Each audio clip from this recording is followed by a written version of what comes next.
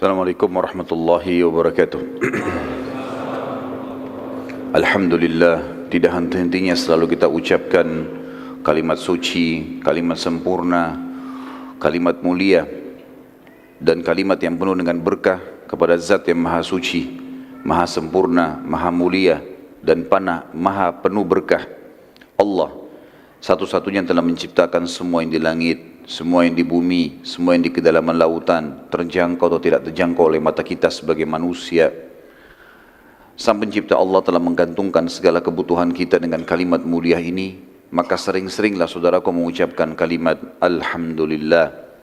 Dan juga kita panjatkan salam hormat kita, salam sejahtera, salam penghormatan kepada manusia terbaik, manusia yang telah membawa kepada kita hukum halal haramnya Allah, sehingga kita punya panduan hidup, dan juga diperintahkan oleh Sang Pencipta Allah sebagai ibadah untuk menjadikannya sebagai suri tauladan, dan mengucapkan salam hormat kepada manusia terbaik ini juga dijadikan ibadah bagi orang-orang beriman, dan Allah bersama malaikatnya juga mengucapkan salam hormat ini. Maka sangat wajar kalau kita selalu membacakan salawat dan taslim kepada Nabi besar Muhammad sallallahu alaihi wasallam. Kita melanjutkan bahasan sirah saudara seiman, dan kita masih di hiruk-pikuk dan luar biasanya dan dahsyatnya perang Badar. Yang terakhir kita sempat membahas kisah bagaimana kelihayan dan keterampilan Zubair bin Awam radhiyallahu anhu pada saat dia membunuh Abu Kabs, salah satu prajurit Quraisy yang terkenal dengan postur tubuh besar, semuanya besi dari kepala sampai ke kakinya, dan dia membawa pedang yang ukurannya sangat besar serta pemegang pedangnya pun besar. Ukuran pegangan pedang sama dengan ukuran pedangnya, dan dia menyusahkan kaum muslimin. Sehingga ada beberapa sahabat yang sempat datang kepada Nabi SAW dan mengatakan, ya Rasulullah, Abu Kabs ini menyusahkan kita, sulit untuk dilawan. Setiap kali ada orang mendekat dari jarak jauh sudah bisa ditebas sama dia. Juga dari kepalanya sampai kaki kudanya semuanya besi, nggak bisa ditebas, dipanah, semuanya terpental. Maka Nabi SAW memanggil Zubair bin Awam sambil berkata, hai Zubair, selesaikan urusannya Abu Kabs. Dan ini juga pelajaran teman-teman sekalian, bagaimana keterampilan-keterampilan perang harus dikuasai oleh seorang muslim. Tentu niatnya digunakan untuk membela agama Allah, bukan untuk pamer, bukan untuk dikatakan hebat.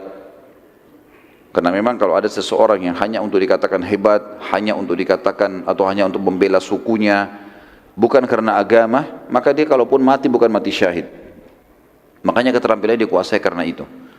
Zubair bin Awam termasuk salah satu sahabat yang hampir setiap hari melatih keterampilan perangnya, seperti memanah, melempar tombak. Bahkan beliau bisa memanah, melempar tombak sementara beliau berdiri di atas kuda. Jadi bukan cuma duduk, kudanya berlari, tapi sambil berdiri di atas kuda. Dan ini salah satu metode yang dipakai oleh Zubair untuk membunuh Abu Kabs, yang memang posternya lebih tinggi tubuhnya dan kudanya juga besar. Maka Zubair bin Awam mengelilingi Abu Kabs sambil mencari mana posisi yang tepat. Dia bilang, Abu Zubair mengatakan, saya tidak temukan sedikit pun celah yang bisa saya membunuh Abu Kabs ini kecuali di antara dua matanya. Antara dua mata di situ rupanya bukan ditaruh besi, tapi ditaruh semacam kulit hewan.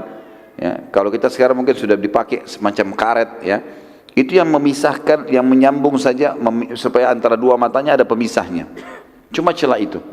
Maka Zubair bin Awam mengatakan, saya pun berdiri di atas kuda, kemudian saya melempar tombak tepat di antara dua matanya itu, dan tembus sampai ke otaknya di belakang. Akhirnya terbunuhlah Abu Kabs ini. Kisah yang lain teman-teman sekalian yang unik di perang Badar yang luar biasa, kisah Abu Qatada atau kisah Qatada radhiyallahu anhu. Qatada radhiyallahu anhu adalah seorang sahabat yang tampan, yang gagah, ya. Kemudian juga orang yang kebetulan setelah perang Badar, sebelum perang Badar dia sudah melamar seorang wanita dan akan menikah. Pada saat dia dia niat kalau berhasil lolos, misalnya tidak mati syahid, tentu mati syahid jadi target utamanya. Tapi kalau dia berhasil menerima Badar dan tidak mati syahid, dia akan menikah sama wanita ini. Di perang Badar lagi berkecamuk peperangan, Qatada radhiyallahu anhu, ya, ini mendapatkan serangan satu anak panah yang kena ke bola matanya. Sampai membuat anak panah itu saking cepatnya dan kerasnya anak panah itu lemparannya, terlempar kemungkinan ini dari jarak sangat dekat, sampai membuat bola matanya, kelopak mata dan bola matanya kata ada rusak. Ya. Kena, rusak, berdarah, semua sobek, kemudian bola matanya keluar, tergantung, tinggal ditahan dengan sedikit dari urat saraf ataupun kulitnya. Waktu melihat kejadian tersebut, otomatis kata ada duduk, kesakitan. Beberapa orang sahabat sempat melewati, kata ada sambil mengatakan, wahai saudaraku, sudah tidak ada gunanya sekarang matamu ini. Dan ini menghambatmu sekarang. Kamu tidak akan bisa memperoleh pahala perang, jihad, pahala mati syahid, hanya karena matamu ini. Kami potong saja, biar kamu bisa berperang. Dan ini juga pelajaran teman-teman, bagaimana semangat para sahabat. Bukannya kena matanya tepatnya rusak, disuruh pulang ke Madinah. Atau disuruh istirahat di kemah, dimotivasi untuk ikut lagi. Potong matamu, perang lagi. Maka kata ada pintar di sini. Dia mengatakan, ajak saya, bawa saya ke Nabi SAW. Saya mau ketemu sama Nabi SAW dulu. Dibawalah ke arah kemahnya Nabi SAW. Begitu Nabi SAW lihat para sahabat lagi menggotong Qatadah ini, beliau tersenyum. Orang-orang sahabat bertanya waktu itu, kok orang matanya keluar, Nabi SAW senyumin. Lihat Qatadah. Tapi Qatadah sudah paham. Nabi SAW bilang kepada mereka semua, termasuk Qatadah di sini jadi target. Wahai Qatadah, kalau kau mau, saya akan berdoa kepada Allah, matamu sembuh. Bisa utuh kembali nih, sembuh total. Kembali matamu semuanya. Tapi kalau kau mau bersabar tanpa mata, karena ini matamu rusak di jalan Allah, kau dijamin masuk surga. Maka Qatadah diam sejenak. Pilihannya cuma salah satu ini. Sabar masuk surga, tapi tanpa mata. Berarti menikah juga nanti kalau lolos tidak ada matanya satu. Ya. Atau, gitu kan? Dia diobati cuma belum ada jaminan surga. Ini dapat tiket ini. Ini tiket gratis. Silakan tinggal masuk surga. Yang penting sabar. Maka yang terjadi, kata ada berpikir sejenak, lalu dia mengucapkan kalimat, dan ini riwayat diriwayatkan Imam Bukhari. Kata beliau, ya Rasulullah, doakan kepada Allah agar mata saya sembuh, dan juga doakan agar saya masuk surga. Dua-duanya. Dan sebagian ulama hadis mengatakan kemungkinan ini sebabnya kenapa Nabi tersenyum. Nabi SAW sudah dapat informasi dari wahyu, kalau akan begini jawabannya kata ada. Maka ada dua riwayat Bukhari. Yang pertama dijelaskan kalau Nabi SAW sudah dilepaskan dia anak panah tadi, memegang bola mata tersebut dan memasukkan dengan telapak tangan beliau yang suci alaihi salatu wassalam. Kemudian beliau berdoa kepada Allah, lalu ditarik tangannya. Begitu Nabi SAW tarik tangannya, riwayat yang pertama mengatakan, Qatadah sendiri yang ceritakan, dia mengatakan waktu Nabi SAW tarik telapak tangannya, saya tidak bisa membedakan mana mata saya yang rusak dan mana yang bagus. Bayangkan kalau kita di posisi Qatadah teman-teman, matanya sudah rusak, jelas-jelas berarti ini sebelah kanan udah nggak bisa ngelihat. Tapi dengan hikmah Allah, jadi dia bisa bedakan itu, ini terang, ini nggak bisa melihat sama sekali. Sekarang tiba-tiba dua-duanya bisa melihat.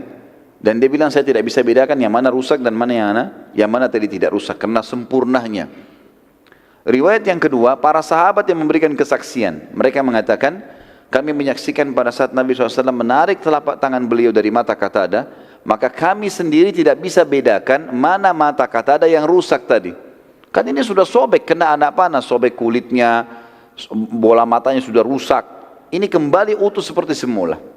Dan ini ulama masukkan dalam satu mukjizat Nabi sallallahu alaihi wasallam di dalam perang Badr. Termasuk kisah yang luar biasa terjadi selain kisah Zubair bin Awam, selain kisah tadi Qatadah, ada kisah yang lebih luar biasa kalau menurut saya. Kisah ini luar biasa dan ini dua orang ini saya favoritkan di dalam hidup saya pribadi, dan saya berharap mudah-mudahan dari keturunan muslimin, terutama keturunan saya, ada orang-orang yang seperti ini. Ini luar biasa, anak-anak muda umurnya 15 tahun sama 16 tahun. Dua orang anak muda dari Ansar. Namanya Mu'adz ibn Afra dan Auf ibn Afra. Ayah mereka namanya Afra, dikenal dengan dua anaknya Afra, dua anak laki-laki. Mu'adz kakak umurnya 16 tahun, Auf, adik, umurnya 15 tahun.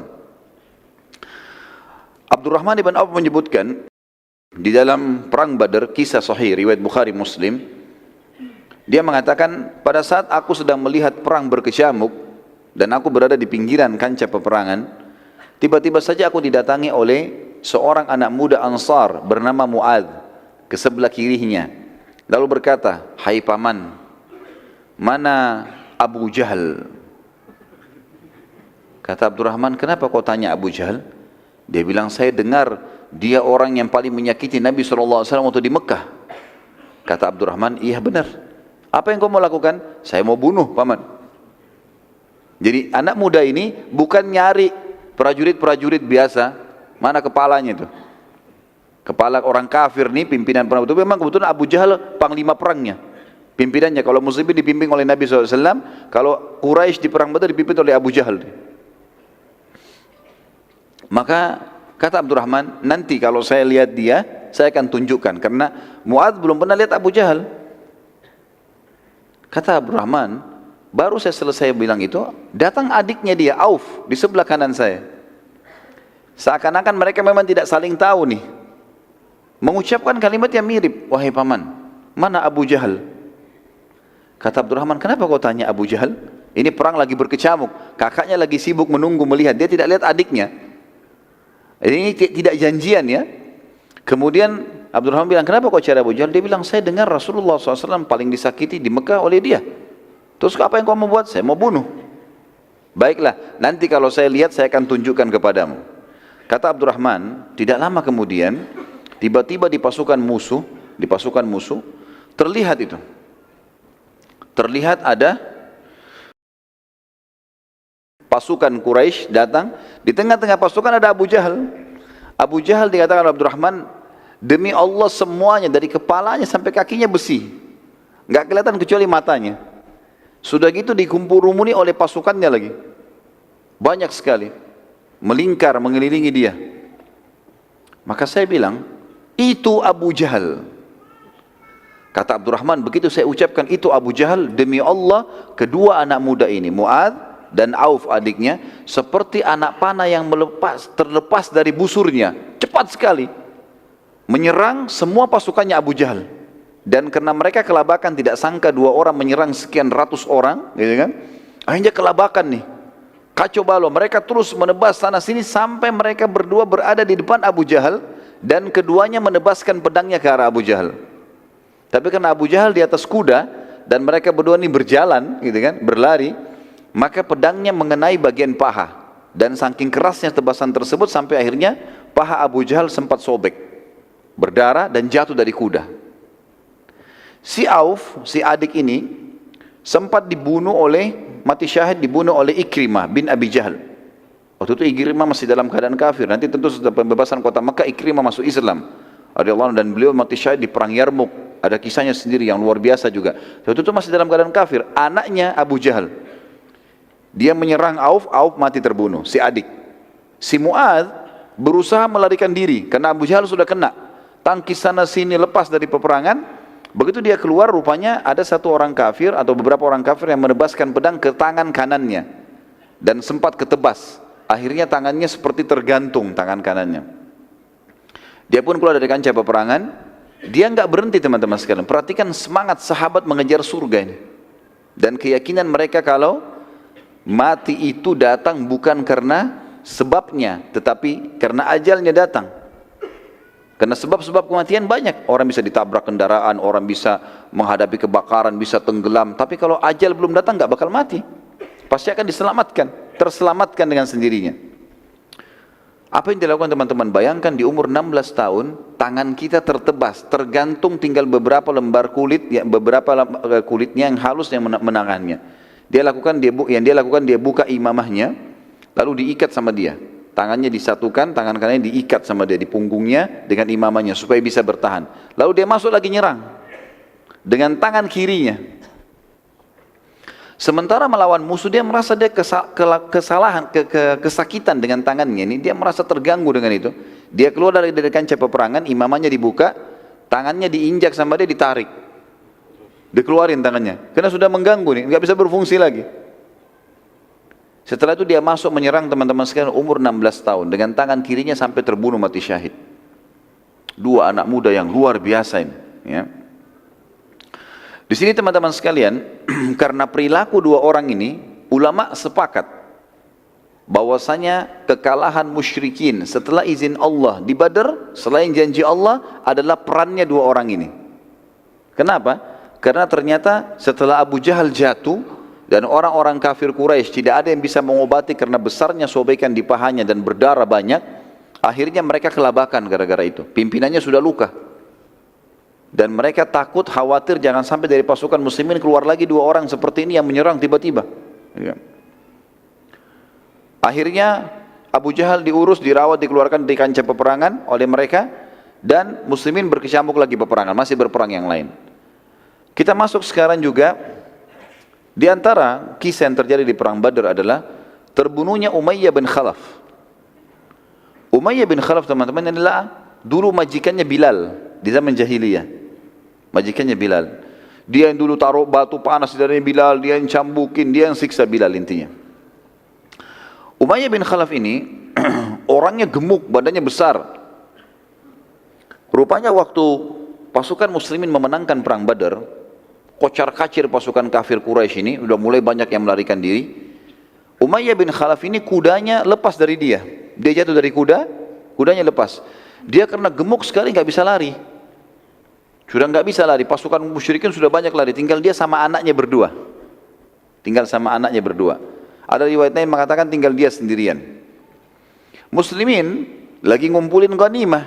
Ada sebagian yang mengejar musuh, sebagian mengumpulkan ghanimah. Apapun yang ditinggalkan oleh musuh pada saat itu dari pedang, perisai, kendi-kendi, apalah semua dikumpulin di depan kemahnya Nabi SAW. Nanti Nabi SAW bagi rata.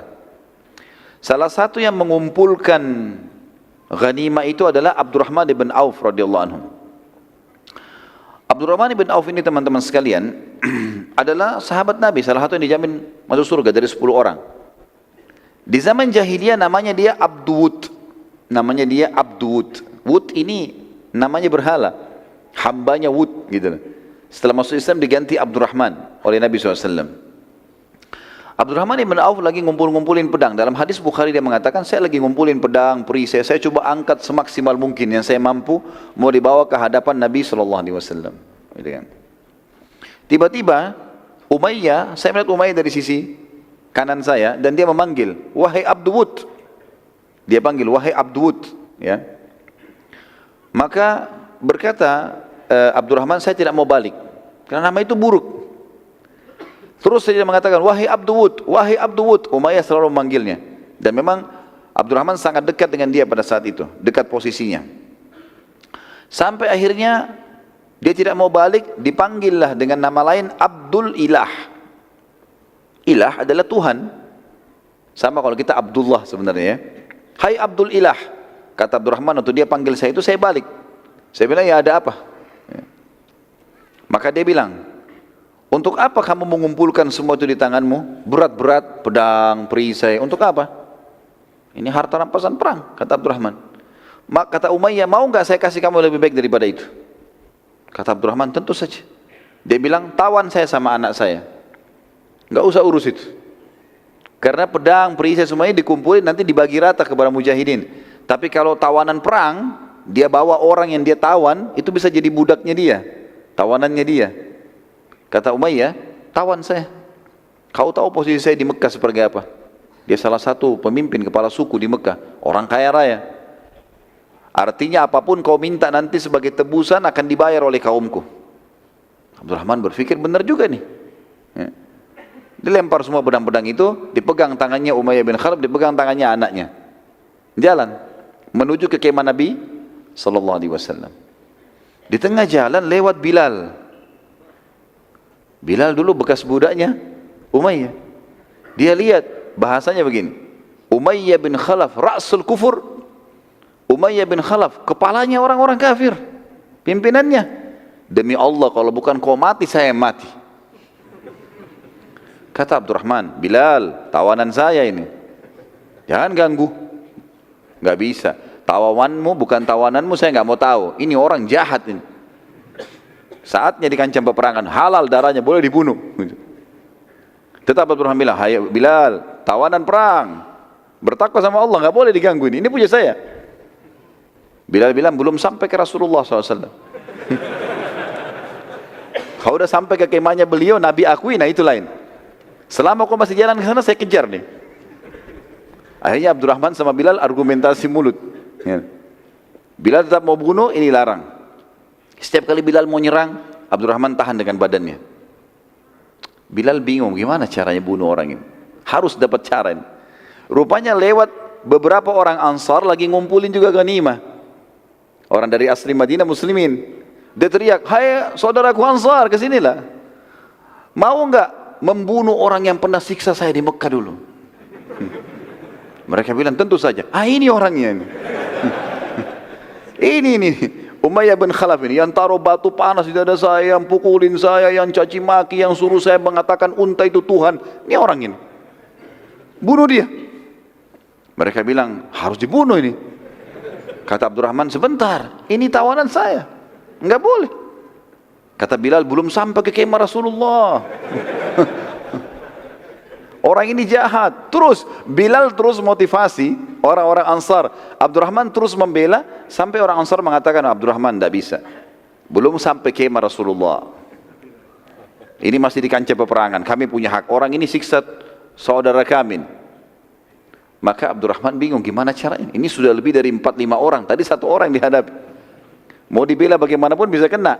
Maka Abdurrahman bilang, hai Umayyah, baringlah, disuruh baring di tanah. Terus Umayyah bin Khalaf, supaya Abdurrahman tidur di atas badannya. Jadi Umayyah disuruh tidur, dia baring di atasnya, supaya tidak bisa diserang gitu. Kata Bilal, tusuk dari bawah.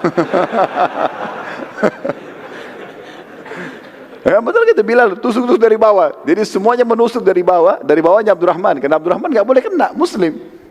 Sampai akhirnya mati terbunuh. Waktu terbunuh, kata Abdurrahman, semoga Allah maafkan kau Bilal. Kau sudah hilangkan ghanimah saya.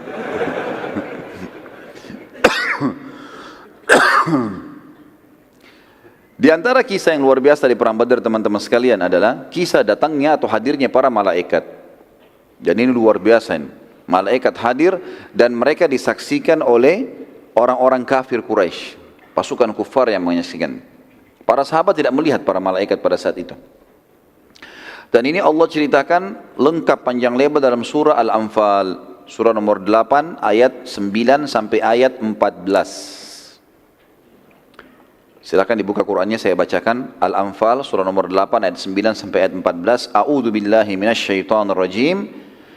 إذ تستغيثون ربكم فاستجاب لكم أني ممدكم بألف من الملائكة مردفين وما جعله الله إلا بشرى ولتطمئن به قلوبكم وما النصر إلا من عند الله إن الله عزيز حكيم إذ يغشيكم النعاس أمنة منه وينزل عليكم من السماء ماء ليطهركم به ويذهب عنكم رجز الشيطان وليربط على قلوبكم ويثبت به الأقدام إذ يوحي ربك إلى الملائكة أني معكم فثبتوا الذين آمنوا سألقي في قلوب الذين كفروا الرعب فاضربوا فوق العناق واضربوا منهم كل بنان ذلك بأنهم شاقوا الله ورسوله ومن يشاقق الله ورسوله فإن الله شديد العقاب ذلكم فذوقوه وأن للكافرين عذاب النار. Ingatlah ketika kamu memohon, hai Muhammad, pertolongan kepada Tuhanmu. Jadi Nabi SAW pernah kita jelaskan di awal pecahnya peperangan Badar, gitu kan? Beliau di dalam kemah lalu berdoa terus dengan Allah SWT. Lalu Nabi SAW sempat tertidur sejenak.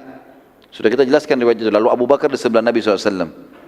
Lalu Abu Bakar Nabi SAW lalu Nabi mengatakan, terimalah berita gembira hai Abu Bakar. Kata Abu Bakar, kenapa ya Rasulullah? Kata Nabi SAW, Allah telah menjanjikan kemenangan. Kita akan menang di peperangan ini atau kita akan mendapatkan kafilah itu. Dan di sini pada saat Nabi SAW memohon kemenangan, sampai beliau berdoa begini, ya Allah, kalau seandainya engkau membinasakan dan membiarkan segelintir orang ini di depanku sekarang kalah, maka tidak akan pernah ada lagi orang yang menyembahmu di muka bumi. Menangkanlah mereka. Maka Allah turunkan janjinya. Di antara janji Allah supaya Nabi SAW tenang, bukan lagi pasukan dari manusia diutus oleh Allah, tapi dari malaikat turun dari langit. Ingatlah ketika kamu memohon pertolongan hai Muhammad kepada Tuhanmu, lalu diperkenankan bagimu, kata Allah, perkenangannya adalah sesungguhnya aku akan mendatangkan bala bantuan kepadamu dengan 1000 malaikat yang sedang berturut atau datang berturut-turut. Artinya turun beransur-ansur, gitu kan? Pasukan Quraisy 1000, pasukan malaikat 1000. Satu malaikat saya sudah cukup mengalahkan mereka. Allah utus 1000 malaikat. Ayat 10-nya. Kata Allah SWT, dan Allah tidak menjadikannya atau mengirim bala bantuan malaikat itu melainkan sebagai kabar gembira dan agar hatimu menjadi tentram karenanya. Artinya enggak usah khawatir, pasti menang pasukanmu nanti. Dan kemenangan itu hanyalah dari sisi Allah, sesungguhnya Allah Maha Perkasa lagi Maha Bijaksana. Ayat 11. Ingatlah ketika Allah menjadikan kamu atau kalian seluruh pasukan muslimin mengantuk sebagai suatu penentraman darinya. Saya sudah jelaskan ini di awal bahasan kita masalah Badar. Allah turunkan hujan gerimis yang akhirnya membuat karena lembutnya hujan itu sampai ngantuk para sahabat supaya mereka istirahat malam itu. Sementara di tempatnya pasukan kafir Quraisy turun hujan lebat membuat mereka nggak bisa tidur, bajunya semua basah. Apalagi zaman dulu orang pakai baju besi, berat dengan kena hujan, becek tanahnya, mereka susah jalan, luar biasa. Peralatan-peralatan semuanya basah. Allah bilang, ingatlah pada saat kami menjadikan kalian mengantuk sebagai penentraman dari kami. Dan umumnya teman-teman, orang kalau ngantuk itu rasa takutnya hilang loh. Orang kalau lagi takut, kemudian dia ngantuk sampai dia tertidur, itu hilang rasa takutnya. Contoh misalnya orang kalau ngantuk sekali, dia mau tertidur di pinggir jalan pun walaupun gelap sudah ngantuk, capek tidur. Hilang rasa takutnya. Allah hilangkan rasa takut dengan cara itu. Dan Allah menurunkan kepadamu atau kepada kalian hujan dari langit untuk mensucikan kalian dengan hujan itu. Mensucikan di sini makna lainnya juga adalah membuat kalian jadi segar. Karena kan kita tahu bersuci dengan air kan gitu.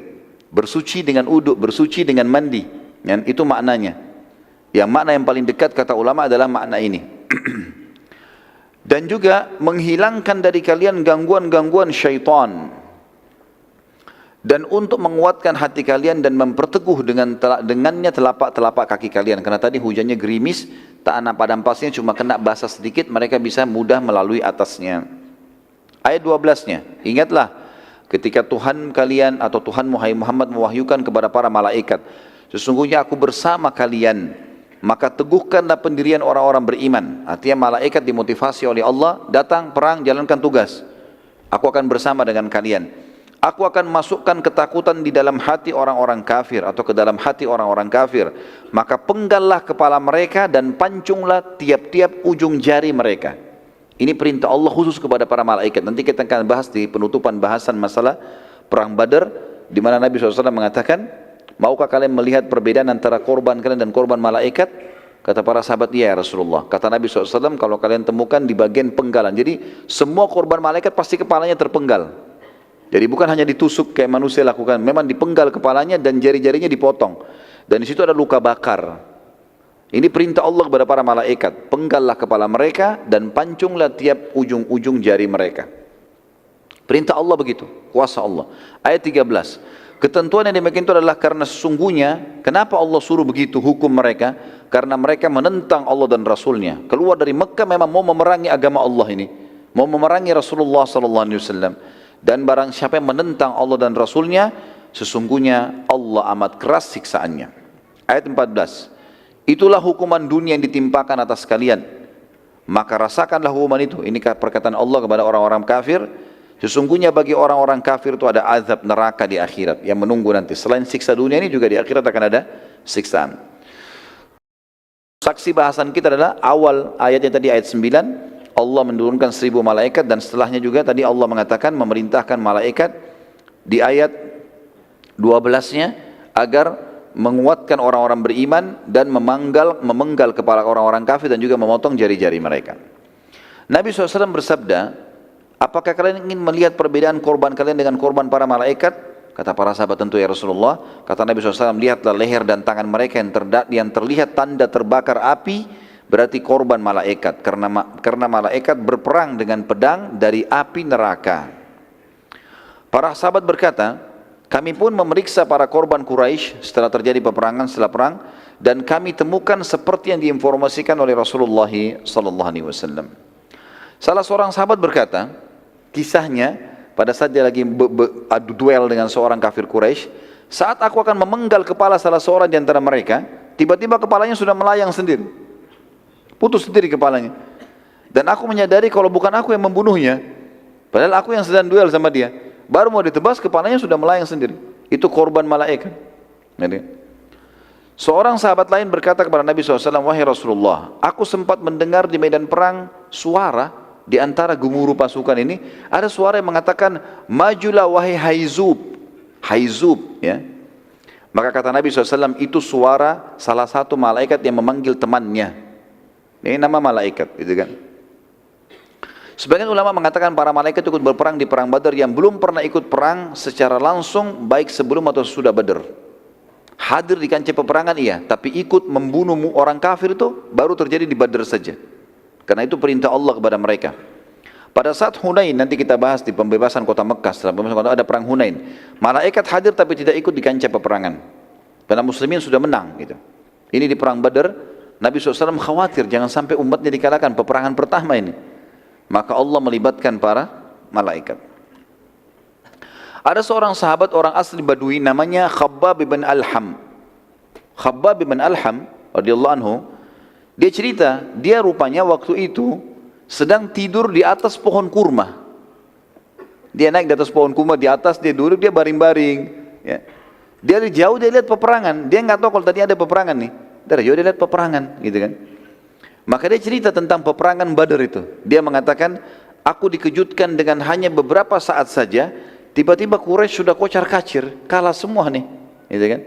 Karena awal pecikan takbir, muslimin sudah menyerang dan target utama adalah masuk surga. Karena Nabi mengatakan kan, kalau masih ingat ada kisah sahabat yang lain, yang Nabi mengatakan tidak ada seorang pun dari kalian yang hadir di Badar ini kemudian mati kecuali dia pasti masuk surga. Yang dia mengatakan bakhin, indah sekali Rasulullah. Berarti semuanya dijamin masuk surga nih di Badar. Maka mereka semua kejar surga. Karena sahabat ini bilang, ya Rasulullah, apakah saya tinggal maju melawan Quraisy, ditusuk, mati, masuk surga, luasnya seluas langit dan bumi, mana lainnya diampuni semua dosaku, segala macam. Kata Nabi SAW, iya. Itu sebabnya saya mengatakan bakhin ya Rasulullah. Jadi semua sahabat itu menyerang, ngejar itu. Bagaimana mati? Ditambah lagi, pada saat serangan Mu'adz tadi dan Auf bin Afra. Pada tahun Jumain ini luar biasa. Makin mengocar-ngacirkan itu. Maka kata Khabbab bin Alham radhiyallahu anhu, aku dikejutkan, belum pernah dia lihat peperangan seperti itu. Biasanya peperangan itu berjam-jam, berhari-hari baru selesai.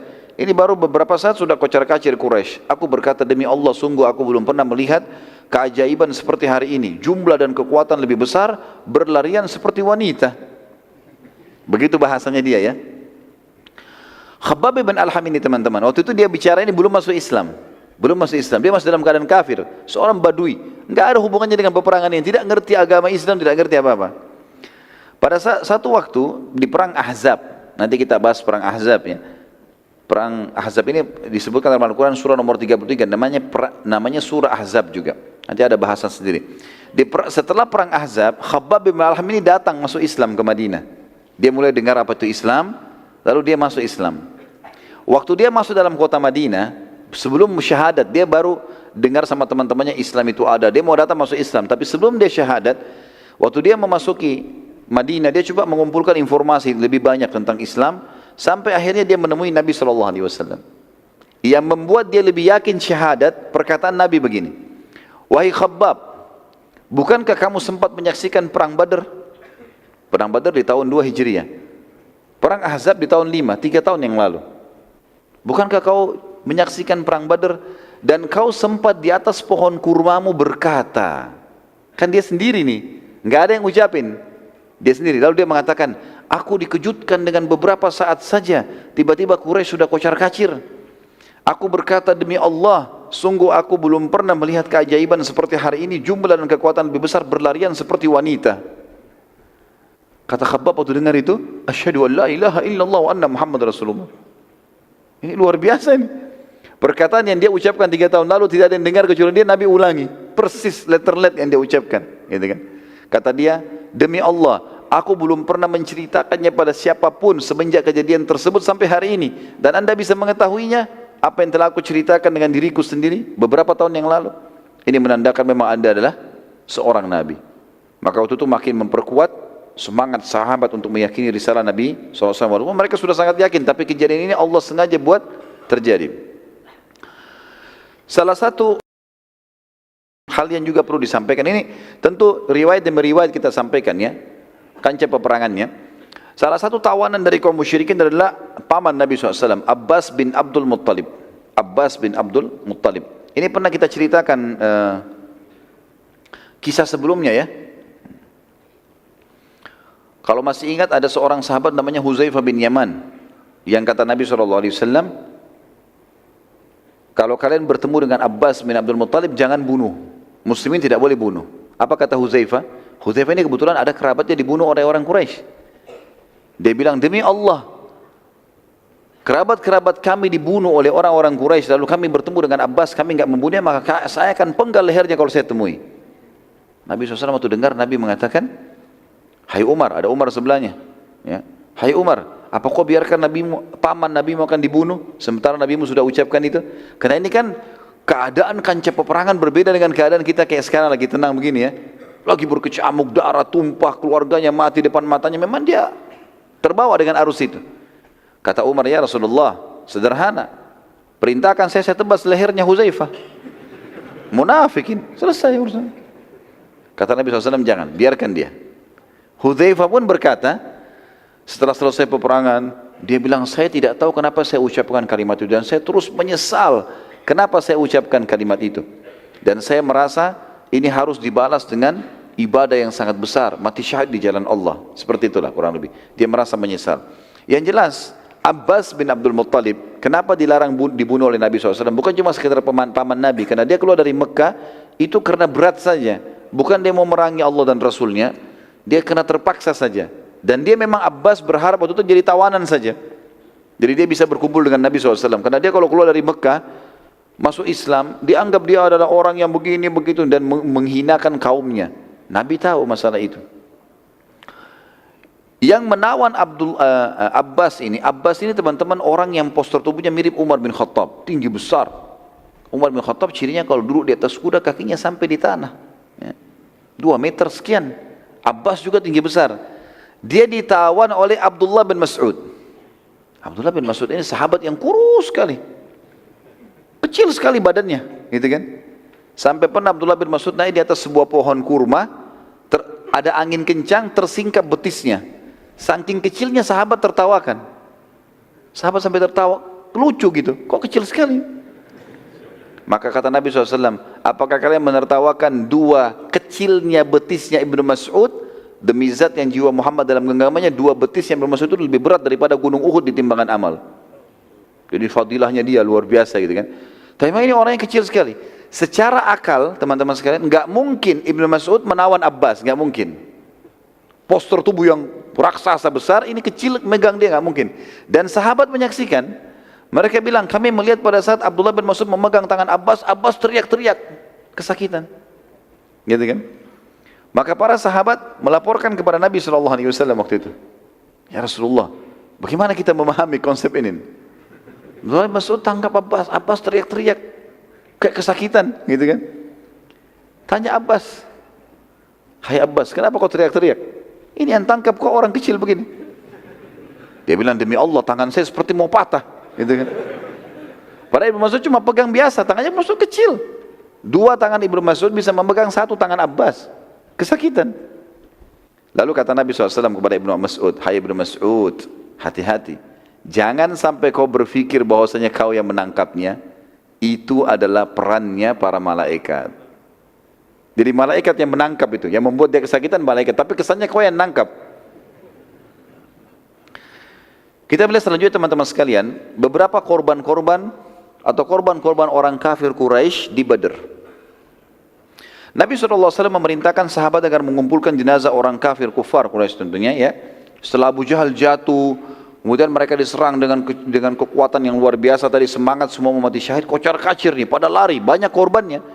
Yang sempat lari ditebas dari belakang, jatuh, mati. Nabi SAW suruh kumpulin semua jenazahnya. Kebetulan di situ ada sumur kering, nggak ada airnya. Nabi SAW mengatakan masukkan semua jenazah mereka ke sumur itu. Dimasukkanlah semuanya jenazah-jenazah orang kafir tersebut. Lalu Nabi SAW melihat ke arah tawanan. Ternyata di tawanan ada 2 orang dari orang yang masih hidup dari tawanan Quraisy, yang memang ini adalah musuh terbesarnya Nabi SAW waktu di Mekah. Dia adalah An-Nadhr ibn Harith. Masih ingat gak orang ini?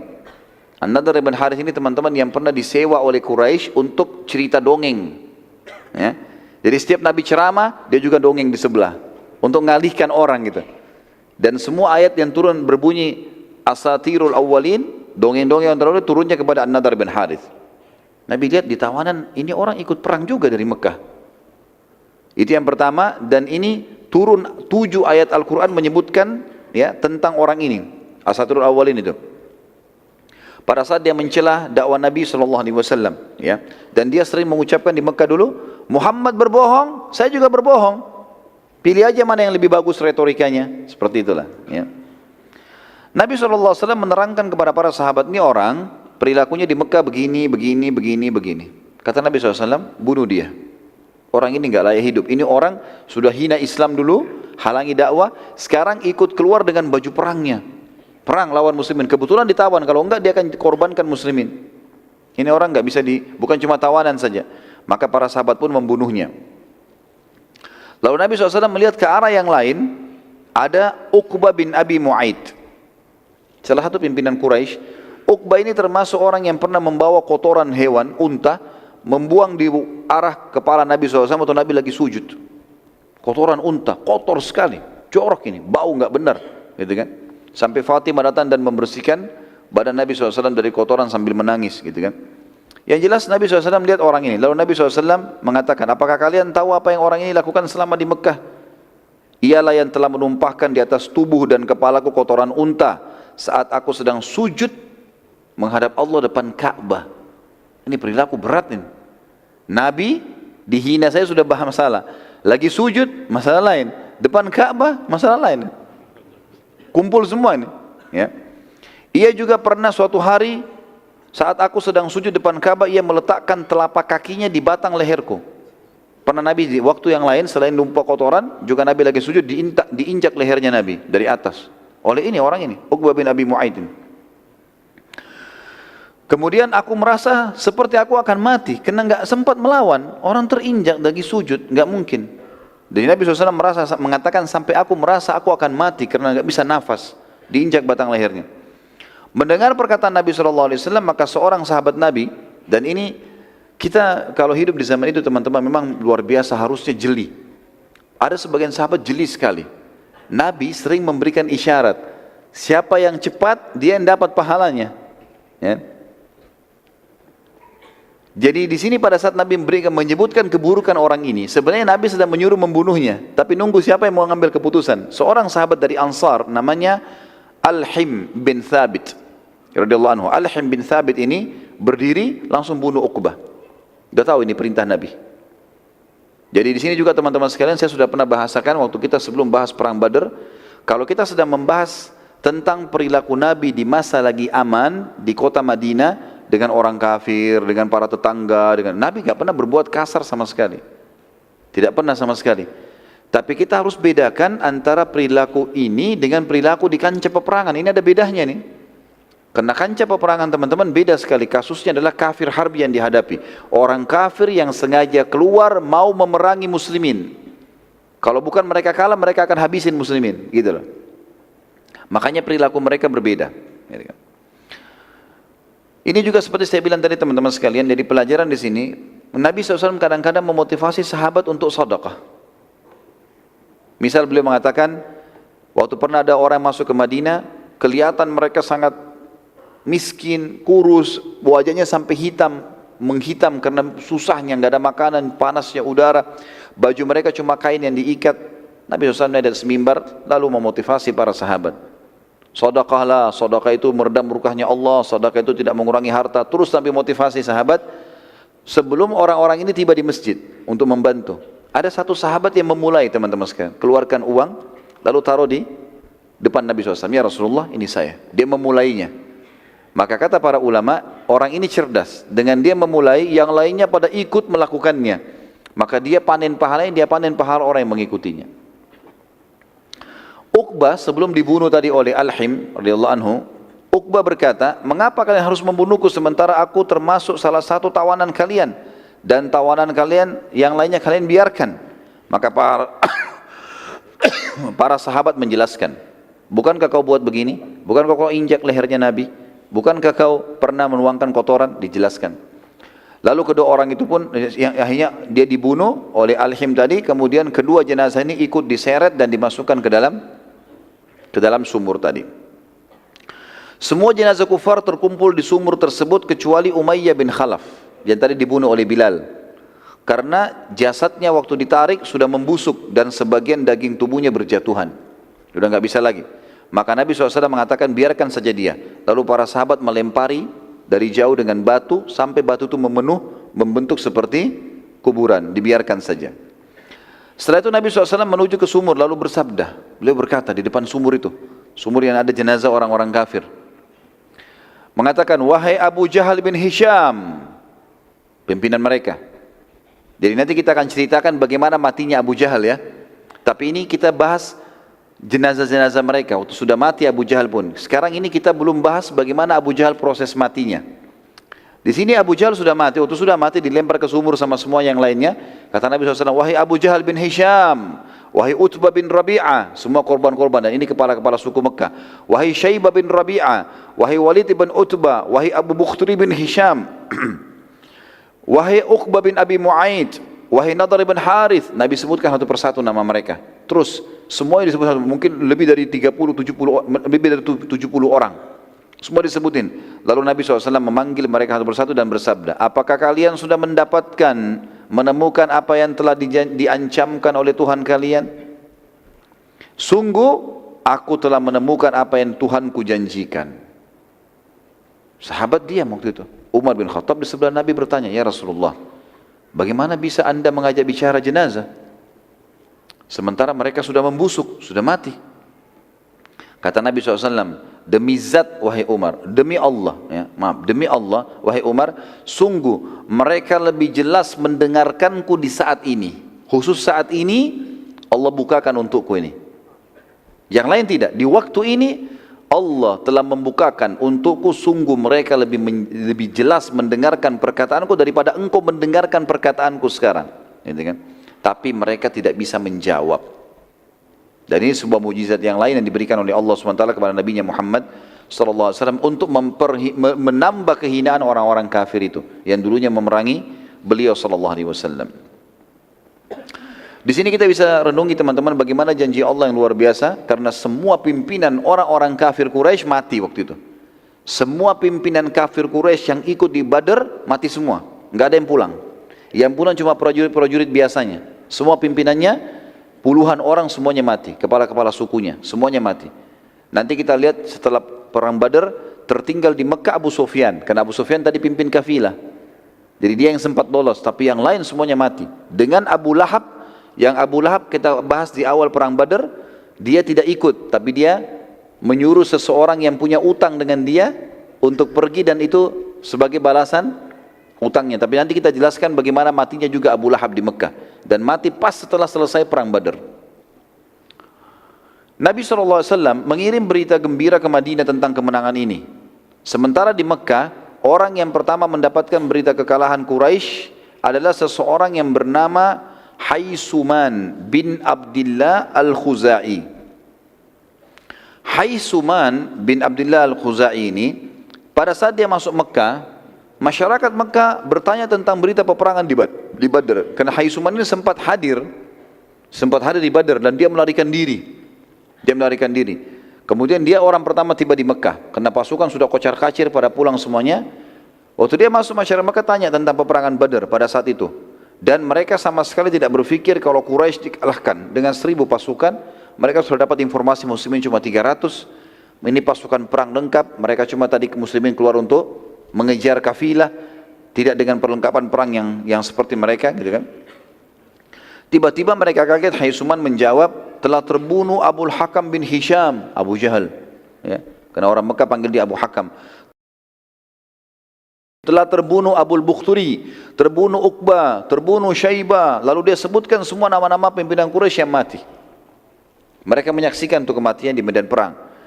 Orang-orang semua tidak percaya ini, karena semua pemimpin mereka dianggap mati, terbunuh. Masa sih, nggak mungkin. Safwan bin Umayyah bin Khalaf. Umayyah bin Khalaf tadi yang dibunuh oleh Bilal. Anaknya namanya Safwan. Ini nanti menggantikan ayahnya memimpin Mekah, ya, memimpin kafilahnya dia, memimpin kabilahnya dia, sukunya dia. Saat itu dia sedang duduk dekat Ka'bah, karena tidak percaya, dia berkata kepada Quraisy, tanyakan tentang aku.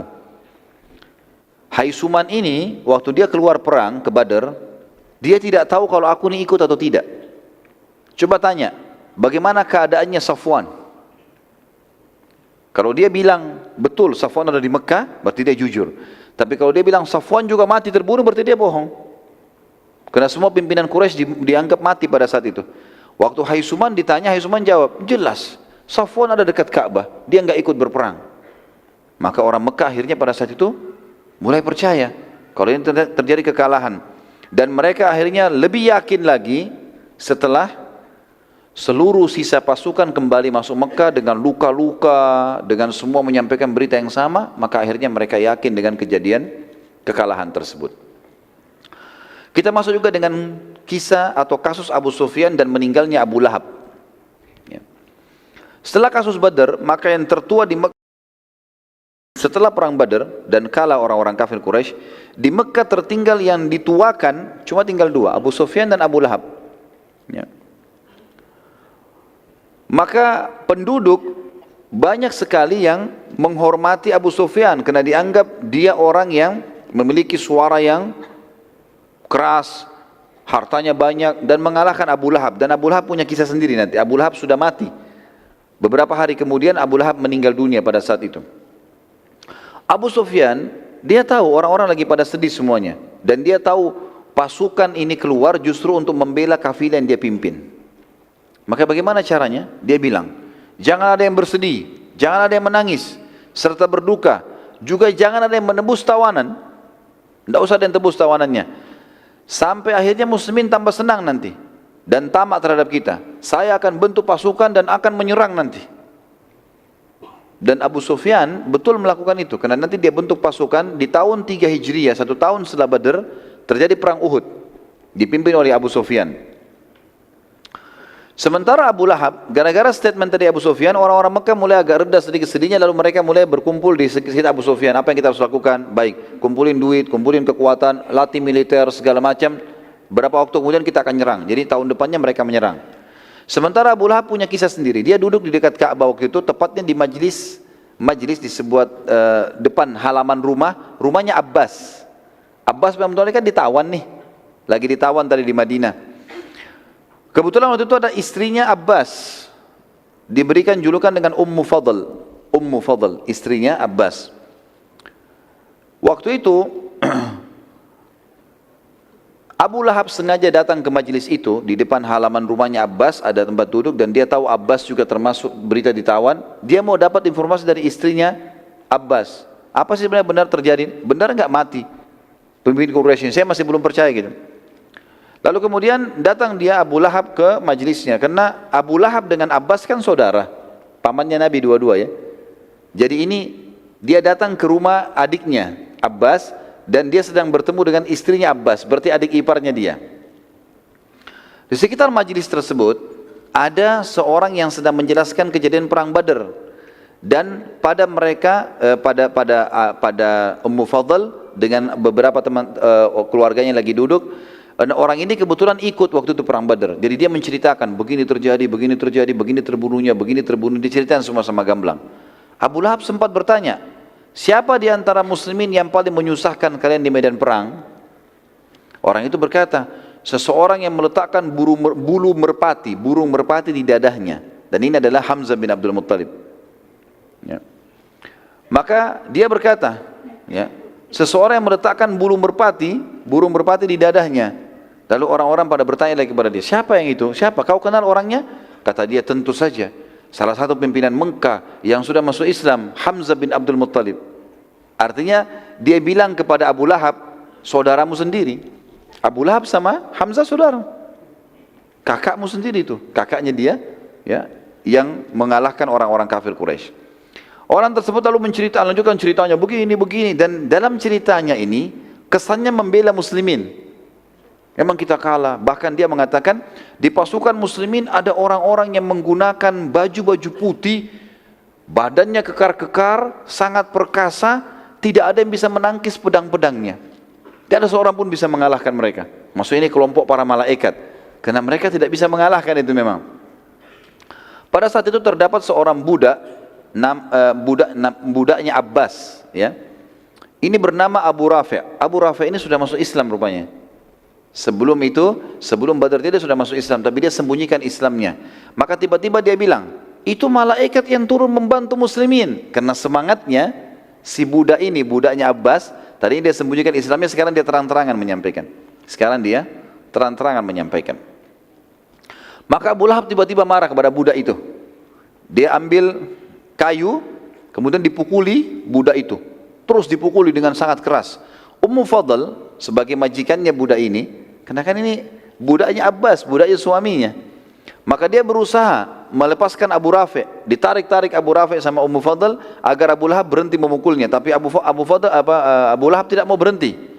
Maka Ummu Fadl entah kenapa mengambil sepotong kayu besar, lalu dipukulkan ke kepalanya Abu Lahab, sehingga hanya membuat kepalanya bocor berdarah, jatuh Abu Lahab. Dan gara-gara luka itu Abu Lahab jadi sakit parah, dan dia meninggal gara-gara luka itu. Jadi saking parahnya luka itu sampai membusuk, darahnya terus keluar, dan dia tidak bisa makan, tidak bisa minum, tidak bisa buat apa-apa, si Abu Lahab ini, gara-gara pukulan adik iparnya sendiri.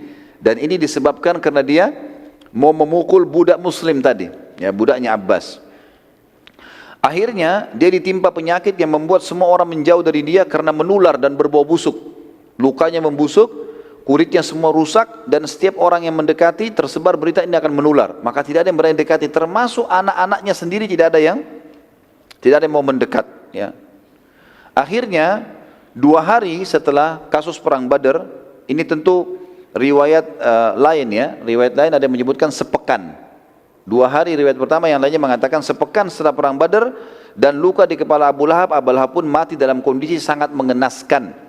Semuanya badannya berwarna hitam, busuk, kan gitu, sampai tidak seorang pun mau mendekatinya, termasuk anak-anaknya sendiri tidak ada yang mau memandikan jenazahnya karena khawatir tertular. Maka anak-anak Abu Lahab melakukan satu inisiatif. Jadi dia meninggal di kamar tidurnya, maka mereka melempari batu kamar tidur itu sampai penuh dari jauh, dan mereka tidak lagi mau memakai rumah itu. Anak-anaknya sendiri Abu Lahab, dan akhirnya dia mati dalam keadaan terhina seperti ini.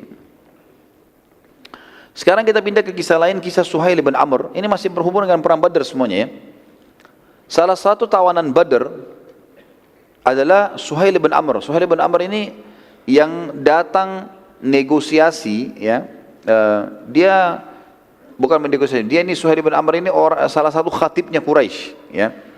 Dia sangat mahir gitu, mengucapkan syair-syair segala macam, dan tujuannya untuk memerangi khutbah-khutbah Nabi SAW. Umar bin Khattab pada lihat Suhail bin Amr berada dalam tawanan, ia pun senang dan berkata pada Nabi SAW, ya Rasulullah, ini tawanan kita Suhail bin Amr, salah satu yang memang suka menghina-hina Islam dan Anda dengan kalimat-kalimatnya, orangnya mahir berbicara. Maka Nabi SAW kata Umar, ya Rasulullah, izinkan saya bunuh. Kata Nabi SAW, jangan, ya. Pertama begini, waktu Umar mengatakan, ya Rasulullah, di dalam tawanan ada Suhail bin Amr. Kata Nabi SAW, saya sudah dapat beritanya. Kata Umar, izinkan aku membunuhnya ya Rasulullah. Rasulullah SAW mengatakan, jangan, biarkan dia hidup. Umar lalu berkata, kalau begitu izinkan aku menjatuhkan semua giginya, agar mulai hari ini dia tidak lagi khutbah untuk menyalahkan Anda. Larang bunuh nggak apa-apa, tapi giginya semua saya jatuhin, gitu kan. Nabi SAW mengatakan, jangan hai Umar, biarkan Umar. Mungkin saja ia akan menjadi petunjuk kebaikan pada saat orang-orang membutuhkannya. Umar bin Khattab belum tangkap ini, apa yang dimaksudkan oleh Nabi SAW. Biarkan saja, jangan, tidak usah diganggu dia. Khususnya jangan diganggu. Tapi kalau memang ada wahyu turun suruh bunuh. Ini enggak. Walaupun dulu dia suka menghina dengan khutbah-khutbahnya. Semoga saja dia akan bermanfaat untuk manusia, maksudnya muslimin di saat dibutuhkan itu. Ternyata teman-teman sekalian, apa yang Nabi SAW sampaikan ini benar terjadi. Itu pada saat terjadi pemurtadan besar-besaran, ya, waktu meninggalnya Nabi SAW. Jadi waktu Nabi SAW meninggal, teman-teman sekalian, itu terjadi pemurtadan. Banyak orang suku-suku Arab murtad. Mereka nggak mau lagi bayar zakat, mereka mengikuti Musailam al-Kadzab, nabi palsu, ada yang mengikuti Aswad al-Unsi, banyak gitu kan. Dan pada saat pembebasan kota Mekah, orang ini masuk Islam ini. Orang ini masuk Islam, ya, Suhail bin Amr masuk Islam. Dan ternyata waktu itu Mekah pun sempat goncang. Banyak orang mulai mendakwakan lagi, ini Muhammad sudah mati, kita dulu ini Quraisy, kita begini, mau ngajak orang-orang untuk murtad. Tapi Suhail bin Amr sudah masuk Islam. Maka Suhail bin Amr pada saat itu dengan khutbahnya berhasil membuat satu kota Mekah semuanya tidak jadi murtad. Orang yang mau murtad tidak jadi murtad. Dan ini kata ulama, barulah ditangkap maksud Nabi SAW waktu itu, jangan hai Umar. Giginya pun jangan jatuhkan. Gitu kan. Bukan cuma jangan bunuh, jangan jatuhkan gigi. Orang ini bisa punya manfaat satu waktu pada saat manusia butuhkan. Dan ternyata terjadi pada saat meninggalnya baginda Nabi SAW. Kita masuk sedikit teman-teman sekalian ke berita kemenangan muslimin pada saat tiba di Madinah. Tadi kan sudah sampai berita ke Mekah. Sekarang kita lihat bagaimana waktu tiba berita di Madinah. Nabi SAW mengutus Abdullah bin Rawaha radhiyallahu anhu. Abdullah bin Rawaha nanti kita lihat adalah salah satu sahabat yang mati syahid di perang Mu'tah. Di perang Mu'tah, ya, pada saat melawan Romawi. Nabi SAW mengutus beliau, Abdullah bin Rawaha radhiyallahu anhu, untuk masuk ke Madinah membawa berita gembira. Ini termasuk perintah, ya. Kita setiap kali ada berita gembira teman-teman sekalian, sunnah Nabi SAW kita berlumba-lumba menyampaikan kepada orangnya. Sunnah Nabi SAW. Dan sunnah juga orang yang membawa berita gembira kepada kita, kita berikan hadiah. Itu sunnah Nabi SAW.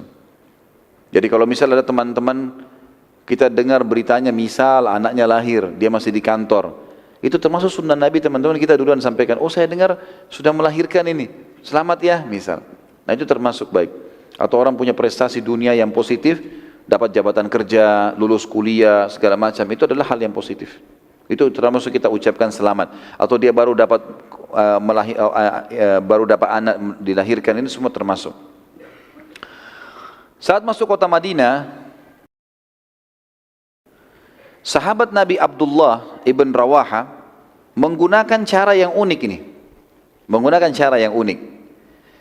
Dia dengan ada satu orang lagi, tapi maaf saya sendiri di sini mungkin saya harus mencari kembali siapa nama temannya Abdullah bin Rawaha. Jadi Nabi utus 2 orang masuk ke Madinah. Tapi yang saya temukan sementara Abdullah bin Rawaha, dan ada 2 orang. Jadi 2 orang ini sepakat begitu masuk Madinah, keduanya menggunakan cara yang unik. Mereka dua-dua teriak-teriak, telah terbunuh Abu Jahal fasik, telah terbunuh Utbah bin Rabi'ah fasik, telah terbunuh Syaibah bin Rabi'ah yang fasik, telah terbunuh Uqbah bin Mu'aid fasik. Lalu mereka sebutkan satu persatu nama tokoh-tokoh Quraisy. Orang-orang Madinah tahu ini, pemuka-pemuka Quraisy. Jadi mereka enggak bilang, Alhamdulillah kita menang. Bukan bahasa itu. Mereka langsung masuk ke poin, pimpinannya Quraisy si fulan mati, si fulan mati, si fulan mati, semua disebutkan. Gitu kan. Masyarakat Madinah heran dengan info itu. Karena mereka tahu Nabi SAW bersama para sahabat keluar mengejar kafilah Abu Sufyan. Bukan untuk perang ini. Dan orang-orang Madinah tidak tahu menahu kalau ada pasukan Mekah yang keluar. Iya kan? Karena kan pasukan Mekah ditahu kapan? Waktu Nabi sudah tiba di lokasi Badr kan? Baru ketahuan ada pasukan Quraisy. Baru ketahuan kafilah Abu Sufyan lolos gitu. Tetapi kenapa berita tiba-tiba sampai kepada mereka terbunuh pemuka-pemuka Quraisy? Lalu masyarakat mulai kumpul. Tujuannya sebenarnya untuk mengajak mereka ngumpul. Setelah ngumpul, baru keduanya pembawa berita ini menyampaikan apa yang sebenarnya terjadi di kancah peperangan, ya. Dan pada saat itu sampai anak-anak kecil pun ikut, ya, karena mereka teriak-teriak nih sambil jalan, Abu Jahal fasik wafat mati, Uqbah mati, karena mereka ribut nih teriak. Keduanya memencarkan diri mengeliling, lalu ketemu di masjid Nabi SAW. Anak-anak kecil pada ikuti, teriak-teriak semua, Abu Jahal fasik mati, Uqbah mati, dan seterusnya gitu. Seperti itu ada dalam riwayat, ya. Masyarakat pada saat itu terus saja bertanya kepada kedua orang ini sampai mereka menceritakan setelah berkumpul di depan masjid Nabi SAW tentang kejadian tersebut. Orang-orang munafik, teman-teman sekalian, di Madinah, mereka kumpul segera dengan orang-orang Yahudi di Madinah, lalu mereka bilang, masa benar sih? Kita dengar berita, Quraisy keluar dengan pasukan, kita tahu jumlahnya, 1000 orang.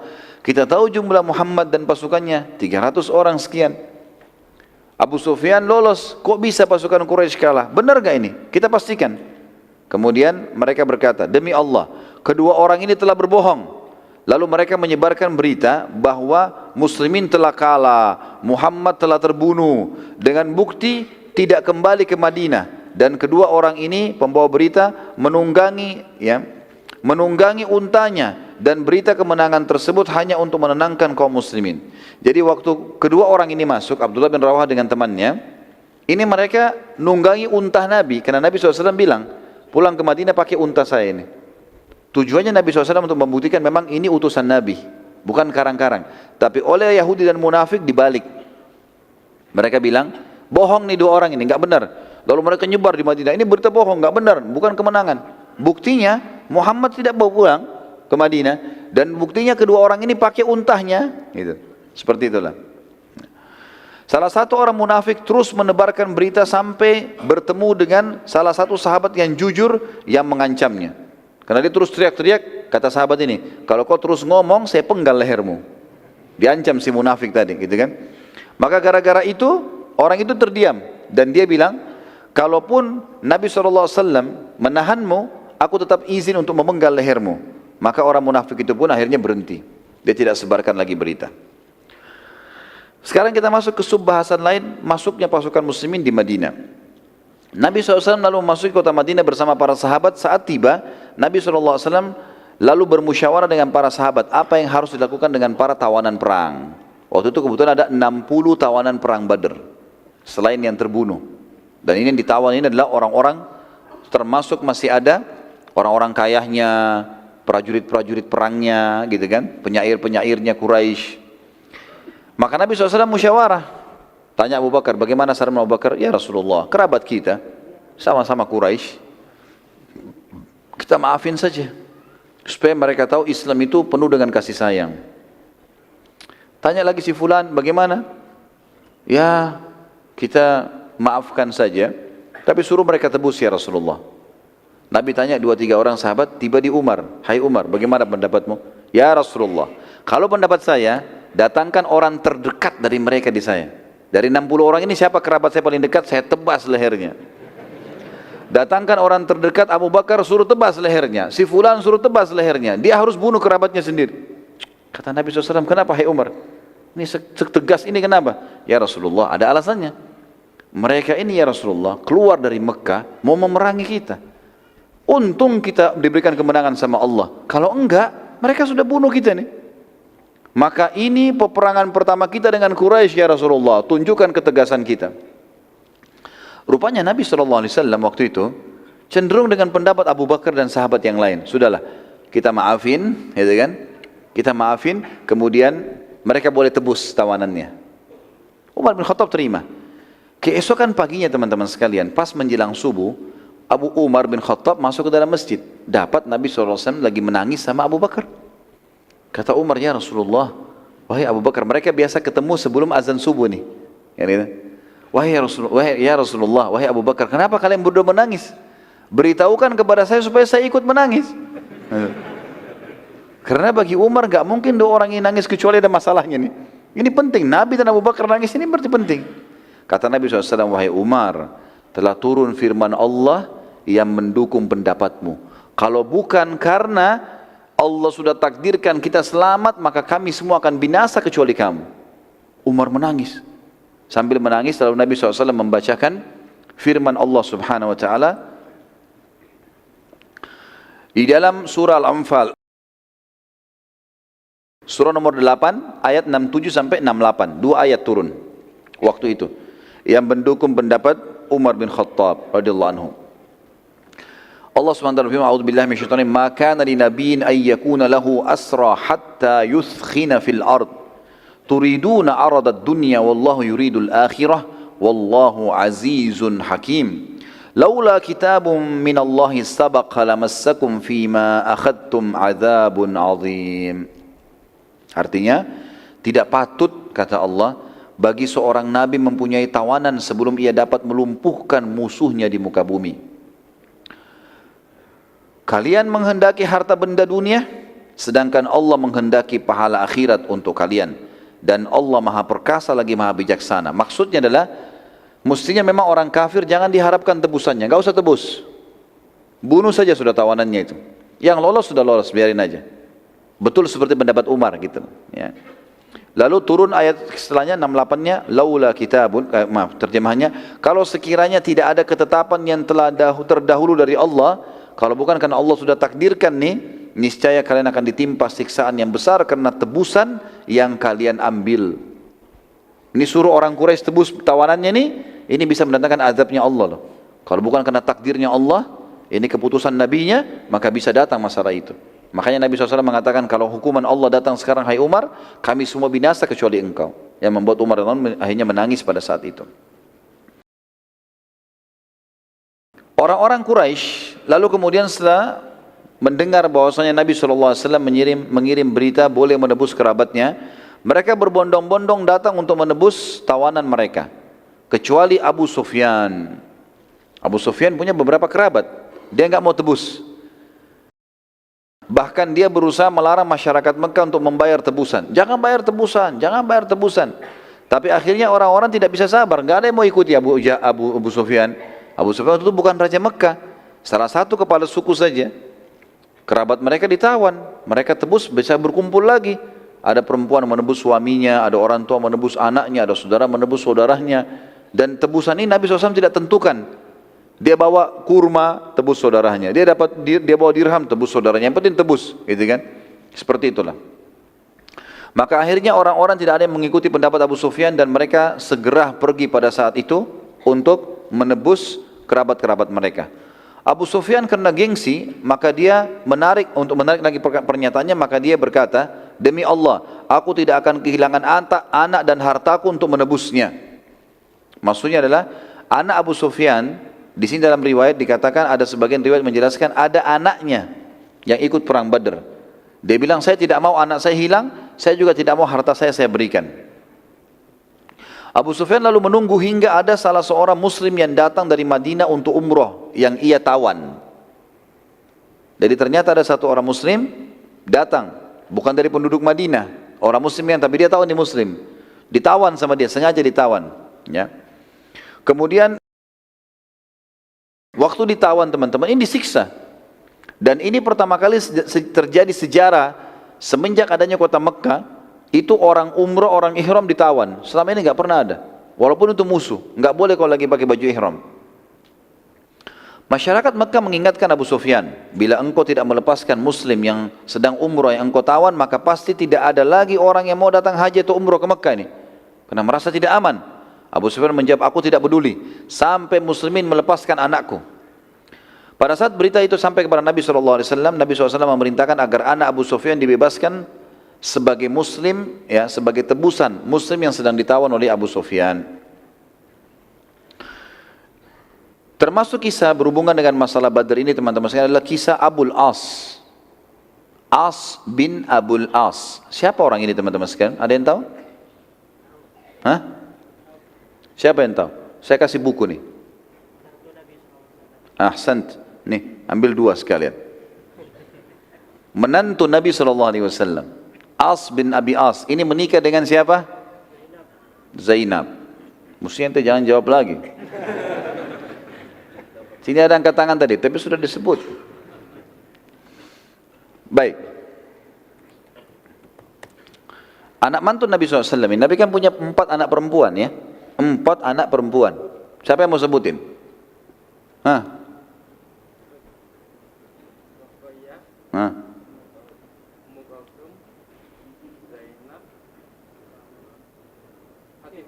Baik, bagus, ahsant. Nih, sebutin 4. Siapa yang tahu anak laki Nabi SAW? Hah? Abdullah dan ahsant. Hah? Kasih buku. Baik, As bin Abil As ini teman-teman sekalian, anak mantu Nabi SAW. Siapa dia? Dia adalah suaminya Zainab. Suaminya Zainab. Sebelum diutusnya Nabi SAW menjadi Nabi, Zainab nikah sama As bin Abil As ini. Waktu Nabi SAW dinobatkan jadi Nabi, Zainab mengakui ayahnya sebagai Nabi. Tapi As tidak mau ngakuin ini. Dia nggak mau ngakuin Nabi SAW mertuanya sebagai Nabi. Maka yang terjadi Nabi SAW pisahkan. Dan ini hukum syar'inya begitu ya. Jadi kalau ada seorang wanita masuk Islam, suaminya belum masuk Islam, ini hukum syar'i nggak boleh kumpul. Tapi tidak dianggap cerai. Nggak dianggap cerai. Karena kalau laki-laki itu syahadat juga, mereka langsung bisa kumpul, dianggap suami istri sah. Dan orang yang sudah menikah dengan cara agamanya pun sebelum Islam, kalau dia masuk Islam dianggap sah pernikahannya. Islam sudah menganggap sah pernikahan mereka. Kalau memang dia sudah pernah menikah walaupun dengan caranya dulu, gitu kan. As bin Abil As teman-teman sekalian ini ikut dalam perang Badr bersama orang-orang Quraisy. Jadi anak mantu Nabi ikut berperang memerangi mertuanya nih. Dia termasuk salah satu tawanan di perang Badr. Waktu dia tiba di Madinah dibawa oleh Nabi SAW dan pasukan muslimin, maka dia sempat mengirim kepada Zainab surat meminta agar Zainab melindunginya. Jadi waktu itu belum cerai ini, karena kalau Zainab belum menikah sama laki-laki muslim yang lain. Ini dalam keadaan kafir. Kalau ini syahadat bisa kumpul kembali. Zainab memang masih berharap suaminya bisa dapat hidayah. Maka Rasulullah kirim surat, "Hai Zainab, ingatlah kebaikan antara kita suami istri. Lindungi saya, supaya jangan sampai, karena orang tawanan bisa dibunuh setiap saat. Enggak jelas statusnya. Bisa ditebus, bisa dibunuh." Maka kata Zainab, "Baiklah." Kirim surat kembali, baiklah. Gitu kan? Maka Zainab selepas sholat subuh, radhiyallahu anha, beliau berdiri lalu mengatakan, "Aku telah melindungi Abul As, As bin Abil As." Gitu kan? Nabi SAW balik kepada para sahabat. Ada yang tahu ceritanya nih? Mereka bilang tidak tahu ya Rasulullah. Itu anak anda Zainab melindungi suaminya.